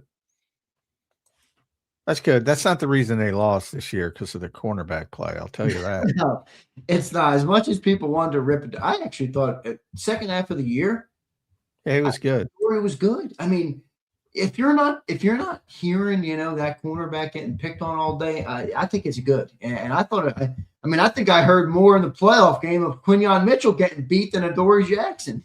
Now obviously a lot. Yeah, early Quinyon got beat. Yeah, I don't want to pick on Quinyon too much, which is rare, but I thought I would be okay with that actually. John, would you be all right with that if they brought back? Yeah, I'd be fine. Like I say, you can't have 3-star cornerbacks. I guess you can, but it's rare. And they're certainly not going to go sign one, if you draft one. But again, they have too many other issues. Well, what are the names in the draft, John? I mean, there's some big names. I forget who it was who mocked Avion Terrell to the Eagles. Was it Danny Jeremiah? Yeah, I've seen a couple good people do that. I think Danny Jeremiah did it on his version 1. I think he only does a couple versions, but I don't know. I know somebody significant. Well, I saw a couple people. Both mocked him to the Eagles. Yeah, I saw a couple people mock him to the Eagles, and I kind of snickered. Not that he's not a good player. I just they have too many more pressing issues. To me, would be a complete luxury pick. And then you add into, let's be honest. I mean, Vic ain't easy on young players as well, as you've seen with the young players they have. So you're going to have some issues with being a rookie in his defense to begin with, as you saw with Drew Makuba. Corner's not a position that I look at too seriously in the first round, but I know a number of people have mocked Avion Terrell to the Eagles, so that'll get some juice, but I don't think it's realistic at all. Any later round guys that you think could be an option, or anybody that stick out? Well, later on, I mean, when you get to day 3, yeah, I mean, it wouldn't surprise me if they take anybody, but I don't even, even the third round, especially that last pick, which will be the comp pick. So you start talking about 100, 101, somewhere in that range, whatever it ends up being. And, it might start there where they start looking at a guy. So if they like somebody who falls, you might get your guy that way. But I don't think it's going to be those top 3 picks, which are 23, 54, whatever, and 60 something. I don't think you're going to see a cornerback that early. John, they have what? They have 4 picks in the top 100. That's what it is, right? 4 picks in the top 100. Well, we don't know the last one. It should be right around 100, so probably. Right. All right, so that's interesting stuff. All right, John. 2 other positions I want to hit real quick. Safety. You have Makuba, and Reed is up in the air on whether he will be back or not. He's a free agent. We will find out on him. There's some insane safeties out there. I don't know if the Eagles are going to get in there. I don't know if they're getting Caleb Downs as good as Caleb Downs is, but he's the blue chipper. He's probably a top 5 or top 10 pick. So you're not looking there. But maybe a round 2, around 3, is that too rich for you? What do you see on safety in the draft? Because there are some really good looking safeties, player wise in the draft this year in round 2 and 3. I mean, there's the Penn State kid for all the Penn State truthers, Wheatley out there. There's there's another Toledo kid. There's the Oregon kid, Dylan Dynaman, I think his name is. There's some good players out there at safety. What do you think the Eagles do to address safety this summer in the draft? Yeah, I think the Toledo kid's going in the first round. I think the Oregon kid's going in the first round too. I think there's going to be 3 safeties in the first round. Just my thoughts early on it. Yeah, I think that Toledo kid might go higher than people realize. And I think people learned their lesson with Emmett War. He kind of fell a little bit. He's freaking great. Yeah, really good. They have such an impact. I talk about safety all the time. That's a position they don't value, and they have such an impact on the game. It makes no sense. But I think those 3 guys are going to be there. It all changes. If you don't have Reed, then it becomes a tremendous necessity. If you're a Reed, I think you're out of that top 3 rounds at safety, because McCube is obviously going to be back and starter, and you have both starters locked up. So then you start talking about day 3. And maybe Wheatley for the Penn State people, maybe he falls into the top of the 4th round. Yeah, right. Where are they? They don't have a 4th round pick though, do they? Where are they? I got to look at their picks again. I know they have projected to have 2 5th round picks. Got to look at their draft picks again. So anyway, to me, it's and Howie's already talked about this, is that they have their own pick. So they do have a 4th round pick, which is, later because they're good. And they should get a comp in the 4th round as well. So they should have 2 4s and 2 5s, and then they don't have a 6 or a 7. So, if somebody like Wheatley falls into the 4th round, that could be a pick. Bud Clark, does that get you excited from TCU? Genesis Smith from Arizona, some of these guys. Jalen Stroman from Notre Dame, he's in that range. Maybe that type of player who could, and don't turn your head at 4th round picks. They can turn into some pretty good players, especially depth wise early. Well, actually, the more we talk about safety, I mean, I could see them using a 2nd round, I mean, let's just say that Toledo kid falls to round 2. I don't think he'd fall to where the Eagles are, though. Yeah, that'd be a tough one. But I mean, if Reed walks, John, I could see them doing a little bit of a splash here. If Reed walks, it changes things. But I don't think he's. Or do you think Reed's going to walk? I mean, they haven't paid him to this point. I mean, No, I think he'll be back. But if he does walk, it changes the arithmetic. There's a lot of positions, but Howie's in offense mode in the draft. I know that. He's already said it. Okay. And they've done a lot of defense, man. A lot of defense. So this isn't happening. Gabriel, thanks for being here. He says, cornerback 1st pick, tackle 2nd pick, and edge 3rd pick. That's 2 defensive players in the top 3. Yeah, that ain't happening. Yeah. They haven't taken I got to look it up. I think the last offensive player they've taken it with a premium pick. Smitty, Tyler Steen? Yeah, I guess that's premium. That's round 3, right? Yeah, well, that's premium. What NFL definition. Top 3 rounds are premium picks. They haven't taken an offensive stinking player since Tyler Steen. Jahad Campbell, yeah, that's correct. Jahad Campbell, Drew Makuba last year. 2024, it was Mitchell, DeJean, and Hunt. 2023, Carter, Smith, Steen, and Sidney Brown. So 3 of the 4 defenders. 2022, was Jordan Davis, Cam Jurgens, Nakobe Dean. So 2 of 3. And then 2021 is the Devontae Landon year. It's been a long freaking time. You're worried about why the offense is declining? Been a long fucking time. They've ignored that offense, and they're playing a bunch of old guys by NFL standards. Well, you guys got to get you guys player over 30 last year, John. You guys got to bet 30, as you see with Dallas Goedert. 31 is, you might as well be walking with a cane as far as the NFL. Him and Lane were the only guys over 30, weren't they? They're not that old. You're talking about them like they're the geriatrics. How much football has Landon Dickerson played? Yeah, well, that's fair. I can't dispute that, but I mean, he's Cam's 26, AJ's 28, Devontae's 26. You go 1, 2, 3. You go 3 years with taking one player on offense in the National Football League. Yeah, I'm not disputing that. I'm just laughing at the way you framed it up, like the offense is.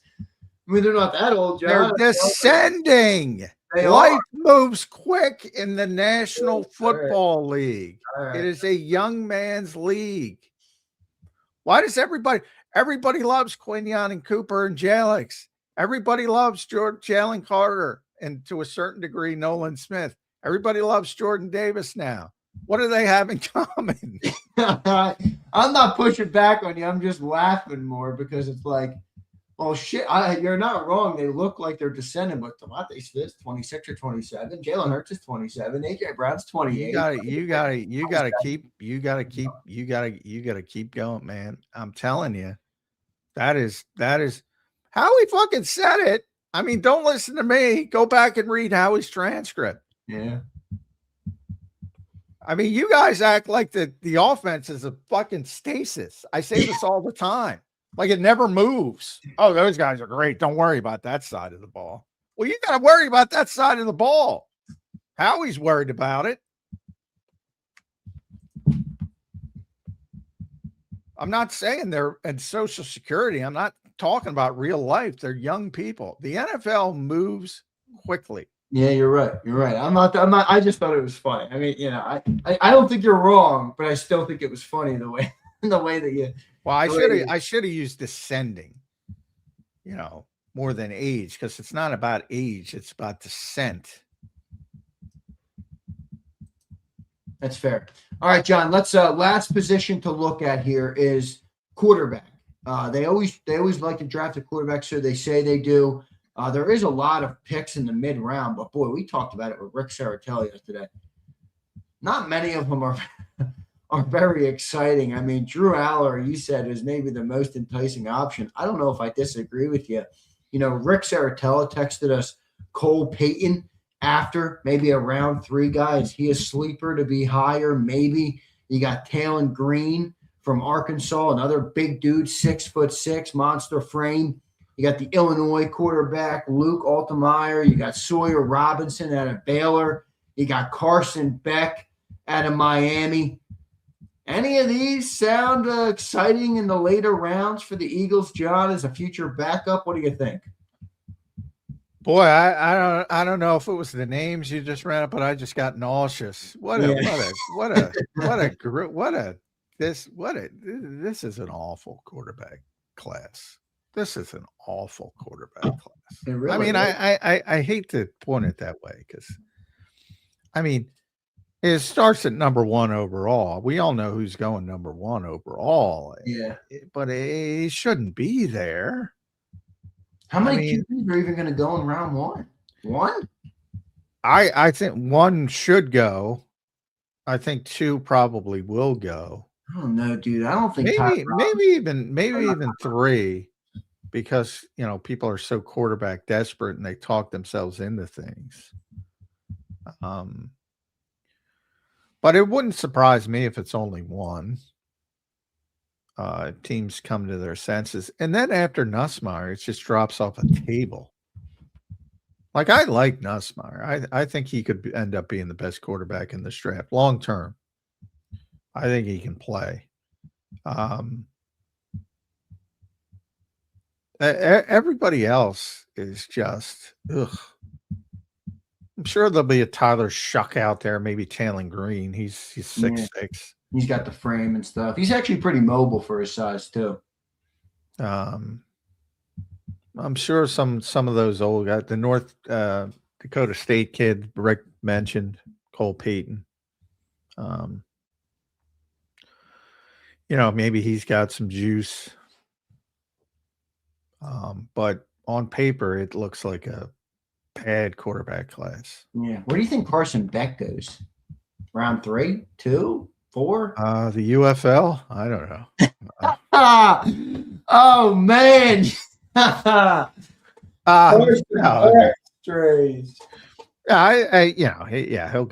go 3rd, 4th round, somewhere in that range. No, he's a decent prospect, but he's not going to wow I'm with you. you. I'm not all that impressed, but I'm just a funny response. I think ultimately he might be in the UFL if the UFL keeps going. If I'm the Eagles, I look at Drew Aller and say, if you're cocky enough to think you can tap into some of his physical gifts, people were talking up him like he was a potential top 10 pick because of those physical gifts. And obviously he was a disaster. Sorry, Jeff, if you're listening.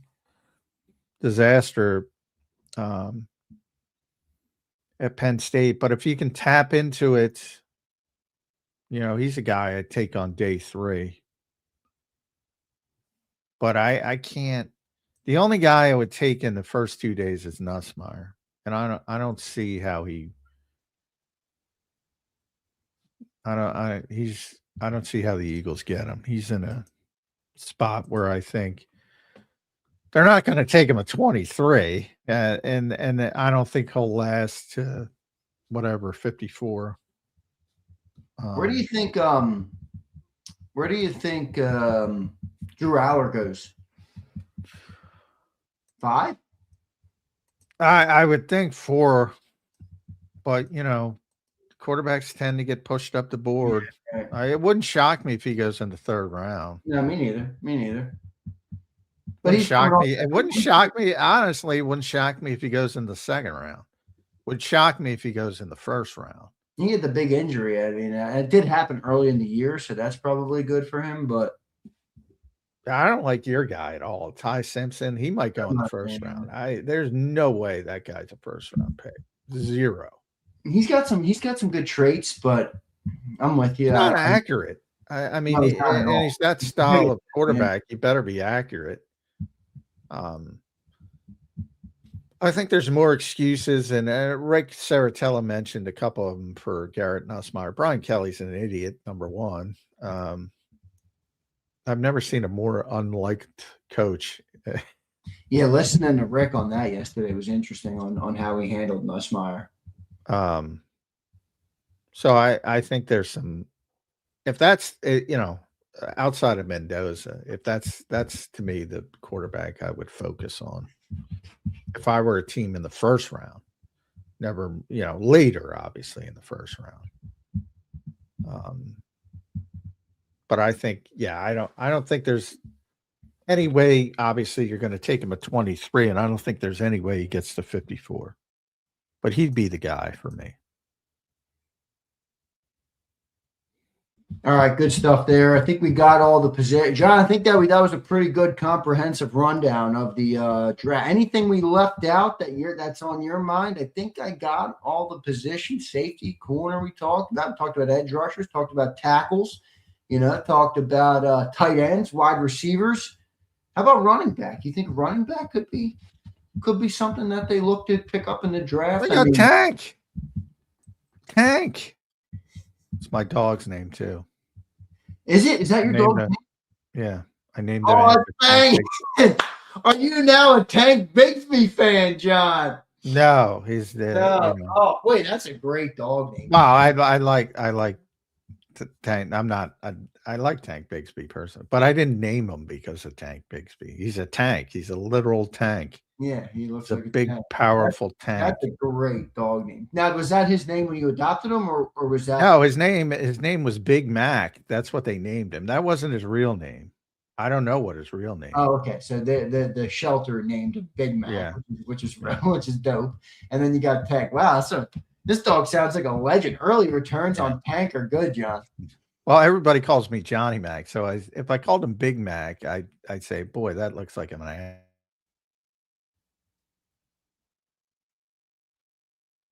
Did I lose J Mac? Damn it, I lost you as we talk about Tank. I lose Johnny Mac. Did I lose J Mac to everybody else, or is it me? I didn't lose you, but you're back. Yeah. So anyway, everybody said he looks like a tank, and he is a tank, and he's powerful. So I called him Tank. There you go, Tank. It's a great name. Good name choice by you, Johnny Mac. All right, we got some super chats. We got about 13 minutes. And by the way, Jeff Kerr named his dog Barkley after Saquon Barkley. Oh, so man. All we do is you guys are looking like Eagle home. You guys are the Eagle homers now. Yeah, we're the homers. But he did it for homerism. I did not do it for homerism. That's true. That's true. You didn't do it for her. You had to make sure you put that caveat in there. Jeff Kerr, true homer. Johnny Mac, not so much. Jeff, we love you, brother. All right, good stuff. Everybody, let me get to the super chats. We got about 13 minutes left. Good show today. Good rundown of the NFL draft and good conversation about AJ Brown, Winkin, and the opening with Lane Johnson and Landon Dickerson set to return. Here's Brian Fleming. What's up, B. Flem? Appreciate you, brother. He says, J-Mac, can you name the only sports franchise that draft 2 first-ballot Hall of Fame quarterbacks in the same year? Say that again. What? Can you name the only sports franchise to draft 2 first-ballot Hall of Fame quarterbacks in the same year? In the same year, the only franchise to draft 2 Hall of Fame. I cannot. I'm not a big trivia guy, but who the heck is this? I don't know who it is. And do you have any idea? No? Anybody have any idea? Brian, can you give us the answer? You gave us a question, and you're nowhere to be found.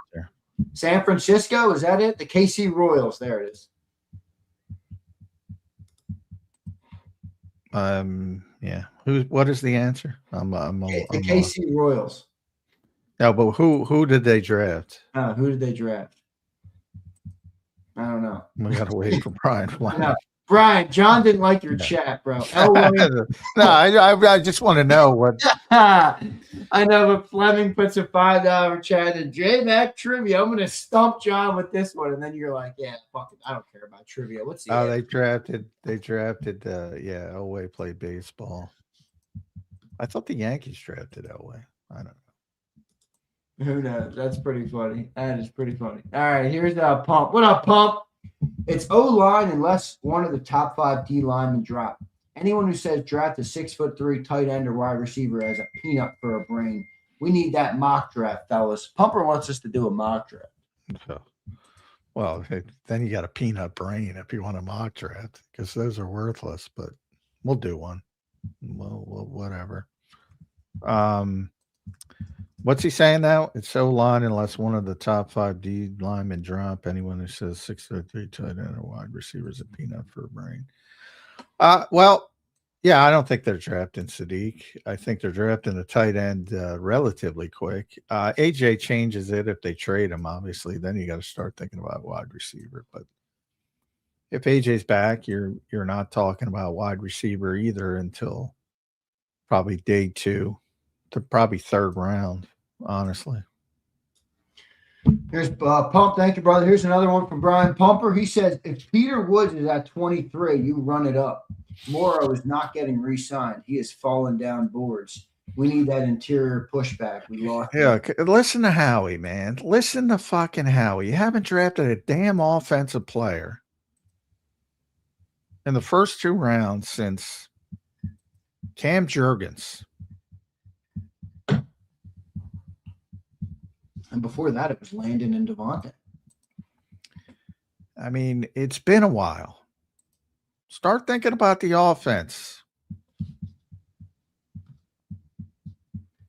Here's Bird Gang 89. What's up, Bird Gang 89? J-Mac must be trolling, dropping Keely's name. Because other than Gunner, that man is ass. I don't think John dropped his name. I think I asked about him, didn't I? I don't know. What's it trolling? He's on the team. He's going to be a backup corner. That means he's getting reps. Never mention him because you don't like him. That means he's getting reps in camp. If you play well in camp, you get back in the good graces. I don't think it's going to happen, but I think that's more realistic to happen than them taking a corner at 23 overall. I don't think either are likely to happen. They're not taking a cornerback at 23 overall. How's that? Here's Philip Colin. What's up, Philip? Hey, J-Mac, thoughts on Singleton or Allen from PSU? We got a Penn State sycophant. You already got Tank. That's my team in there. Both dogs that can develop into RB1 when Saquon goes. Thoughts? My thoughts are the world is bigger than Penn State. Yeah, the Penn State sycophants. They will do anything, John, to get their guys to feel like, come on, Philip. The world is bigger than Penn State. But I mean, look, if you want a running back, start looking at Notre Dame, not Penn State, because they got two freaking good running backs. Not that Singleton's pretty good, but I think he's a fourth rounder. They're probably both fourth, fifth rounders. Singleton got hurt because he hurt he broke something at the Senior Bowl, I think. I have to look it up. Broke his ankle? Maybe. He hurt himself. I know that. I thought I saw that too. Here is Philip. We got that one. Jeff Bone. What's up, Bone? Member for 19 months. Thank you, Bonehead. What kind of dog you have, J-Mac, for the name Tank? Is he a mini horse? You missed the opening of the show, so John. He's a 60-pound bulldog, 3-year-old bulldog. There you go. I love bulldogs. Here's Pumper. J-Mac, are you drafting freaking Monroe Freeman over Peter Woods? Come on, man. Howie would not be able to contain himself if he's sitting there. Hey, listen to how he talked then. I didn't say I'm drafting him. I said they're going to draft an offensive player more than likely. It's going to be heavy offensive player over the first 2 days of the draft. He said it. I didn't say it. All they've been doing is drafting defense. It's true. Here's Philip again. Philip clapping back. Also, any thoughts on Harold Perkins from LSU? There you go, outside of Penn State. Seems like a Vic guy, on and off ball guy, and it's Cologne. What is it? By the way, it's amazing to me that I'm not picking on Philip here. It's amazing to me that everybody thinks the offense is super great and it's all the coach's fault. And all they've done is draft defense for 5 fucking years. And they think that the defensive players, because they're young, and I how many times did I say the best players on the Philadelphia Eagles are on defense, not offense, defense. Well, I'm ready to see the Johnny Mac list this summer then with Ed Kratz. It's gonna be heavy defense. It's gonna so AJ and Lane, who have dominated the top spot for you. Are you telling me you got a new number one in town? Oh God, yeah. God, yeah. How could those two be number one? One, Lane missed 8 games. Didn't play the last 8 games of the season. Is it going to be Bond, Quinion, Cooper? Hey, you're going to have to tune in, man. Good cliffhanger. We'll see what happens. We haven't done it yet, so. John, help me out here, all right? You know, you're a smart guy. How do I pronounce this? Because this fucking guy, Philip, is going to cry to me about the pronunciation of his name. Cologne? Colin? Cologne? What is it? I would say Cologne. Cologne, right? Yeah. From the gate, it's the way the great Carlos Cologne for wrestling fans spells his name. So I'm going to go. You got a hot date tonight? Put the cologne on, my friend. He says, What do I call him? Colon means asshole. Don't put that spite on my name. My bad, Philip. My bad, brother. I didn't mean it that way. All right. All right. So here we go. One more. Kimberly says he asked about Missouri. Made Bain look better. What are we saying? Had asked about Missouri. I don't know what she's talking about here. Reuben Bain? Oh, maybe. Did because the Missouri guy was asking about an edge rusher, right? I don't know. Yeah. I don't know. I don't know. But Kimberly confused me here. I don't know what you're talking about here. But good stuff. All right, guys, that's all of our super chats today. So good stuff. A lot of good super chats today. As always, we appreciate all the great people of JAKIB Nation checking in. John, a good week of content today, and we get closer now. Combine next week. We're getting closer to free agency. We're getting closer to the draft. The new league year starts when, John? March 12th, I believe it is? March 13th, I believe. 13th. Okay, The so right negotiation period, which is more important, is March 11th. March 11th. All right, so you don't call it the legal tampering period, but I will, so that everybody else knows what the hell we're talking about. Yeah. By the way, it is literally the legal negotiating period. I used to say that with that. Why do people want to call it? The oxymoron legal tampering, which is just doesn't make sense. Yeah, but you're right. Everybody knows it is that. Yeah, it's bizarre to me. All right, Johnny Mac, your final thoughts, man. A good week of content this week. Your final thoughts here on Friday, February 20th. If you can believe it, John, I think this was week 7. I lost track. Well, that's because they lost in the first round. It would have been 7 weeks. Super Bowl was like yesterday. And the Super Bowl's later next year because of it's right before President's Day. So it's like a week later next year. Maybe the Eagles will be back in it. Who knows? Where is the Super Bowl next year? I think it's in I forget. Anybody know offhand? Well, when the Super Bowl is?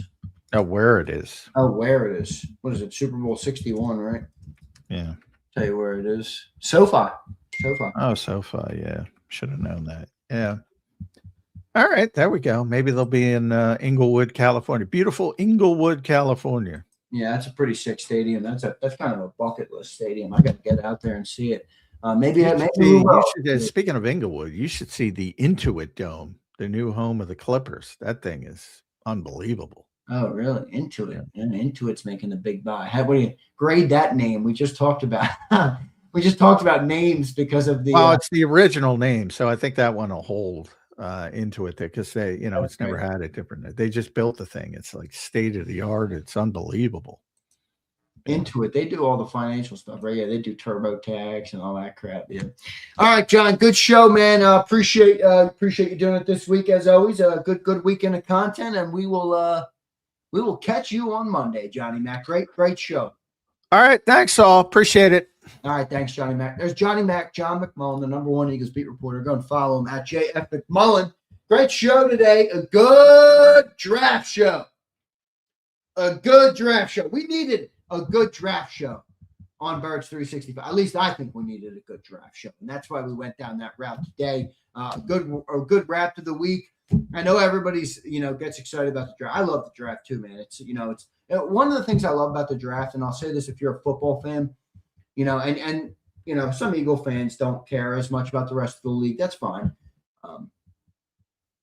The best way to be to understand or to know that the other players in the league and the other teams in the league and who's good and is the draft. Like if you follow the draft for 3-4 years, boom, you have a great understanding of all the players no matter where they go. It's a really good thing to do, and you kind of learn it as you're going through the process.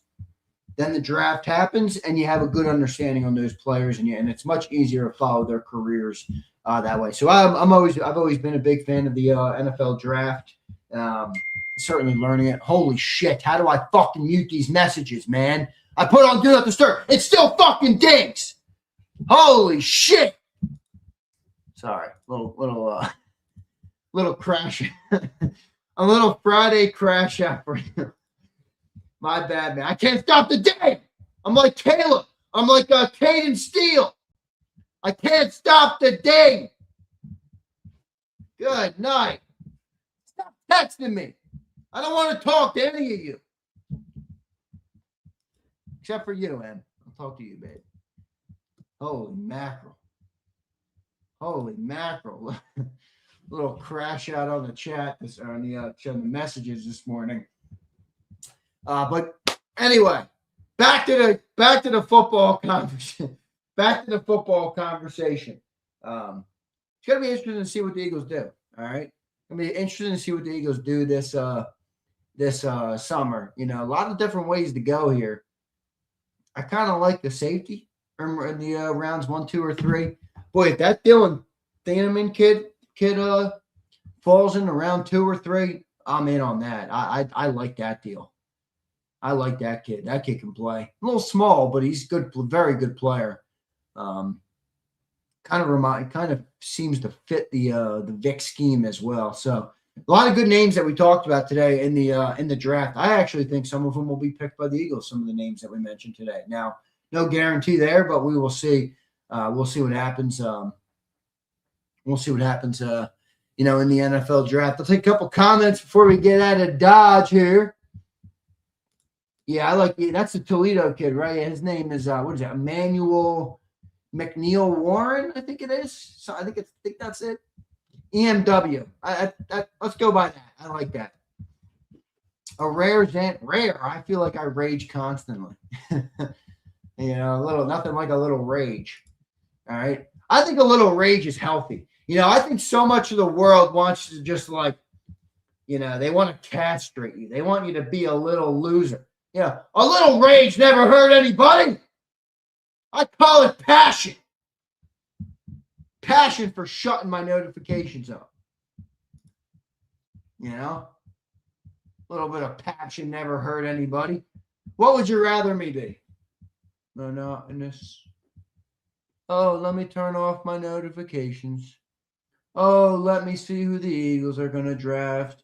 Oh, let me respond to the people in the chat. Oh, let me do that. I don't want to go through my life like that. Come on, man. We're not picking Monroe Freeman. You don't like Monroe Freeman. All right? You're calming down in your later. I'm in my later 20s. I'm 27, Keese. I'm like a freaking old fart. I mean, according to John, I'm a geriatric. Did you hear him talk about the Eagles offense today? I mean, I'm like, John, I get it. Maybe they haven't drafted some players in 4 years. Well, let's just run through it. Landon's 27. Tyler Steen's 25. Jordan Mailata's 28. Jalen Hurts is 27. A.J. Brown's 28. Saquon Barkley's 29 or 28, whatever he is. I mean, there's only 2 guys above 30. Dallas Goedert and Lane Johnson. That's it.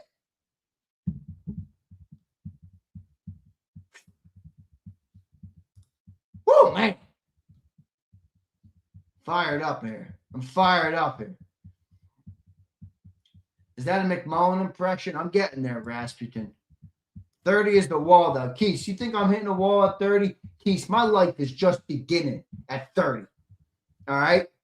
What do you think? Keith, what do you want me to sit here and doom and gloom you to death? Oh, my best days are behind me. Bullshit.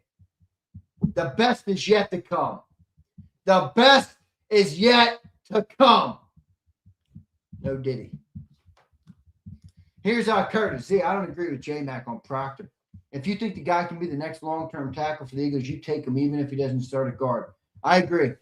Curtis, I'm with you. I kind of said that to him. Like, if that guy could be the tackle, I don't even care. But I hear you. 35 was my wall. Rasputin, bullshit. You are ascending like a meteor. Okay?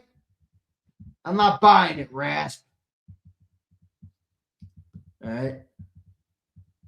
A lot of prime starting in 30s. That's what they say. They say men age, what do they say? Men age like wine? Is that what it is? I don't know. You got the internet with the goofy slogans. All right. I turned 35. That's what I mean, Jason. The best is yet to come. Jason, every year you get better. Yes? Am I right, Jason? Every year you get better. Isn't that how you feel? That's how I feel. All right, that's how I feel. Go Eagles. F the haters and prognosticators. Craig Mack, thank you, bro. What's that in the profile picture? Is that a ski slope? I can't really tell. Mentally, maybe, but not physically. I'm 37 next month. I'm just more pettier. Well, you're also, bonehead. Maybe want to hit the English books because pettier, I don't know. I'm just more pettier. Something about that sentence doesn't sound right. And I'm no grammar police, let me tell you. Yeah, I turn 27. Every year gets better. I'm with you, Jason. Here's Philip Cologne. Are you like, let's see. Are you like a good cologne or are you like a Axe? You're like Axe or Old Spice or some shit. You know, like when you were a young kid and like the nerd walks, he's like, yo, I got my new Axe. The ladies are going to love it. Bro, the Axe isn't getting you the honeys. You either got it or you don't, bro. I don't know what you want me to tell you. The Axe ain't fixing shit, all right? You either got it or you don't, my guy. You either got it or you fucking don't. These guys, I got the new X blend. It's that ice. It's that fire and ice blend. All right, guy. You go wait in the corner and I'll pick them up for you. All right. Oh man. I guess you gotta know that if you know, you know. Philip says, I'm not effing Axe. Yeah, you are, Philip. Philip, you're Axe until proven otherwise. And you're the Axe, you're the one Axe that everybody buys too. Not even like one of the unique Axes, that people look for, that seek out, like the Gooners. You're like that regular Axe that's in it. It's like the blue one, I think. I never put Axe on my body a day in my life. Not a day in my life. Come on, man. Come on. It's like my brain change. My brain changes every day, A-Team. Are you kidding me? My temper chilled in my foot. I like my temper. I call it passion. I don't want to go through life just like, I don't know. I mean, does that sound good to you? It doesn't sound good to me. I like the ebbs and flows. I like the highs and lows. I like the great passion, the great emotion, the great vigor, the great intensity. I appreciate it. I enjoy it.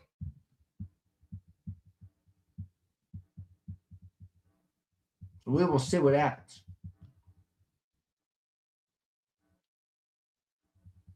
Low bro, I don't know, not Hurts. That's a question I got to figure out. All right. I should probably get on that, honestly. Because I sit in here and work. I saw this method. I saw this theory. I thought it was really good. All right. Now, I don't know if everybody's wired this way, but it definitely applied to me, and I'll share it with you. It's the 4-burner theory. Okay? It's the 4-burner theory. Now, anybody that wants to has aspirations in life, that cares about wanting to achieve success, and it doesn't matter how you define that, right? It can be money, it can be not, whatever. Anybody who wants to achieve great things in life, and I certainly can't say I've done that, but I certainly strive to do it. I'm not going to sit here and boast. I'm not as successful as I'd like to be. I'm not where I want to be in every area, but it's certainly something I strive to do. You got the 4 burners. If I remember, it's your health is 1 burner. Your work is your 2nd burner. Your family is your 3rd burner. And your friends are your 4th burner. Now, every burner requires gasoline. And you only got so much fuel. So in order to be, I think it's good at 3, you got to drop 1. You can't fuel all 4. Can't. And if you want to be great or you want to be elite at 1 or 2, you got to drop 2. You can't go max on more than 2. So you can optimize 3, but if you want to achieve great things in one area, you got to drop 2. So I looked at that and I said, that is painfully true for me. And right now, my life is this. My friend's burner is basically off. And my health burner is off. My business burner is to the max.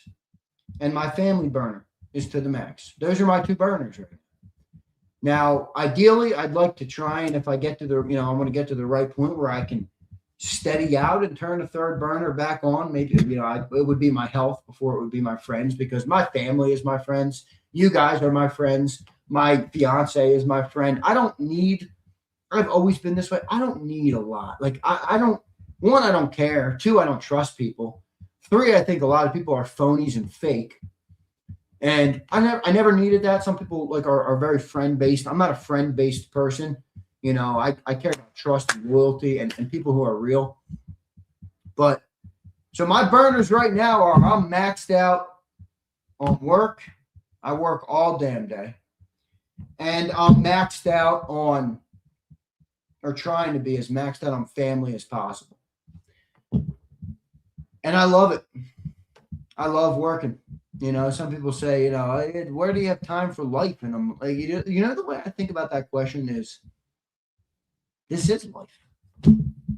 I love it. This is life. My life is what I do. Some people say, oh, you work all day. How do you live? How do you do that? Well, I am living. And I love it. So I have a different perspective on it. I understand, not everybody's going to have my perspective, but I did think that burner theory was good. And look, this is a fair thought too for some people. Rasputin says, I'm okay with mediocrity. I'd rather keep all my burners on simmer. That makes sense, man. That makes sense. Right now I'm radically focused on building my business out, optimizing my business life, improving in that area, and my family. And right now my friends and my health are on the back burner. I haven't been to the gym in over a year, and I should probably get that burner back on a little bit, to be frank with you. I don't want to, that's one of the burners that smacks you like a ton of bricks, It's one of those burners that smacks you like a ton of bricks, and my friend burner is interesting because while I say I've never been friend focused, which because I haven't. I mean, I've had couple friends in my life, literally. And I've had a lot of acquaintances. My dad told me this when I was young. He said, you're going to have friends, for the most part, are acquaintances. That's what he used to tell me. So you can tell I was raised on it. But I got 2 great friends in my life outside of my family. 2 great friends that when I text, it's like nothing missed a beat. I got a grade school friend, and I got a high school friend who became who went to college. We went to college together. She was my college friend as well. My grade school friend, Frankie, I still, Frankie, I pick up the phone, I call Frankie, I talk to Frankie. It's like nothing changed. It's like we haven't missed a beat, and we can go a year without talking because we're both busy. We both do a lot of shit. We're both caught up in shit. We get that, Frankie from grade school, grew up with Frankie, and Charlie, from high school and college. Went to high school and college with Charlie. Those are my 2 friends. That's it. I kid you not. Those are the fucking 2. Those are the 2 I invited to my wedding. Everybody else is the acquaintance. I don't need you there. It's all good, man. Appreciate it. Appreciate the text. That's about all I need. So, yeah, Flex, that's fair too. But I thought that was interesting, the burner theory, so I shared it with you. It definitely made me think too, where I'm like, damn, that is painfully true, in a way. But quit crying, Xander. Stop making excuses. That's fair enough, Twiz. Twiz, if you want, Twiz, let's say it, bud. Twiz, you wouldn't walk a day in my fucking shoes, let alone a week, my guy. Sit your ass down and shut up. Go play with your goats. Go play with your little fucking your stuffed animals, Twiz. I'm just kidding. I love you, Twiz. No, but I thought, in all seriousness, I did think the burner theory was good. And definitely applies to me. Definitely applies to me. Yeah, Jeff, I could apply that. Philip says, Z, don't dip out, bro. I look forward. Thanks, Philip. I appreciate it, man. I love talking with you guys, too. I go back and forth. All right. Social life is, some people, hey, look, some people are wired different, you know. Some people need a social life. Like, there are certain people you meet that are, like, so extroverted. It almost makes you like, holy shit. How do you live life that way? Like, I just don't, bro, I don't care enough. Like, I don't care to know what you're up to. Everybody's up to. I just don't. I'm just being honest. Maybe it's harsh. I don't know. I don't care. That's what I mean, Jason. Me too. That's what I mean. Me too, Jason. I'm the same way. I don't give a shit about it. You know, I get stimulated by that with this, with everything else. So all good. All good. You guys are my friends. How many times have I told you that? You guys are my friends. I don't got friends. I got my family. I got Chuck and Frankie, and then I got you guys. That's about it. All right. Here's Philip. Philip, thanks for the super chat, bro. Appreciate you, man. Sixers are ass, but any segments in the future covering them, they are making the playoffs. And Maxie and VJ. Yeah, I'll maybe do a segment, man. Philip, the problem is my channel is so optimized SEO-wise for Eagles. Like, I'll post a video on literally anything other than the Eagles, and it gets fucking 100 views. I'm like, yeah, waste. So I should push that, but you know, I'm working on some other things that I'm doing. So I don't, not every second right now of my day is dedicated to, the JAKIB channel. I've been telling you guys I'm trying to optimize, do some other things, but all good. All right, guys. Love all you guys. Appreciate you being here. I thought we had a good week of shows this week. I thought we had a good Friday show as well, man, with the draft. For no guests, I thought we had a great show today. A lot of good talk on the NFL draft. A lot of good players, man. A lot of interesting names out there in the NFL draft this year. But it's kind of one of those drafts where there's a lot of good players. There's not a lot of great players. There's not a lot of players that are like, holy shit. But there are a lot of good players that could turn into great players, and we'll see. We'll see how they do. But I appreciate all you guys for being here today. Don't forget to hit that like button, man. Philip, thanks for the super chat. Appreciate all your super chats today. Pumper, thank you. We got a comment yesterday, by the way, real quick before I go. Just rip this person. I don't know if they're listening. Darlene, I think her name was. And she never comments. She's not a member. She's rarely. She just comments when she wants to rip somebody. She's like, what? You need to stop taking Brian Pumper's chats. He is an idiot. I answered back, sit down and shut the fuck up. All right, we're a community-driven channel. I don't bombard the community with ads and sponsors and all. We have sponsors. We have some support. We have some good sponsors. But I don't come up here every day and give you the. That's not what we do. We're a community-focused channel. Brian Pumper is a great supporter of this channel. So stop taking Pumper's comments because I don't give a shit what you like. So, super.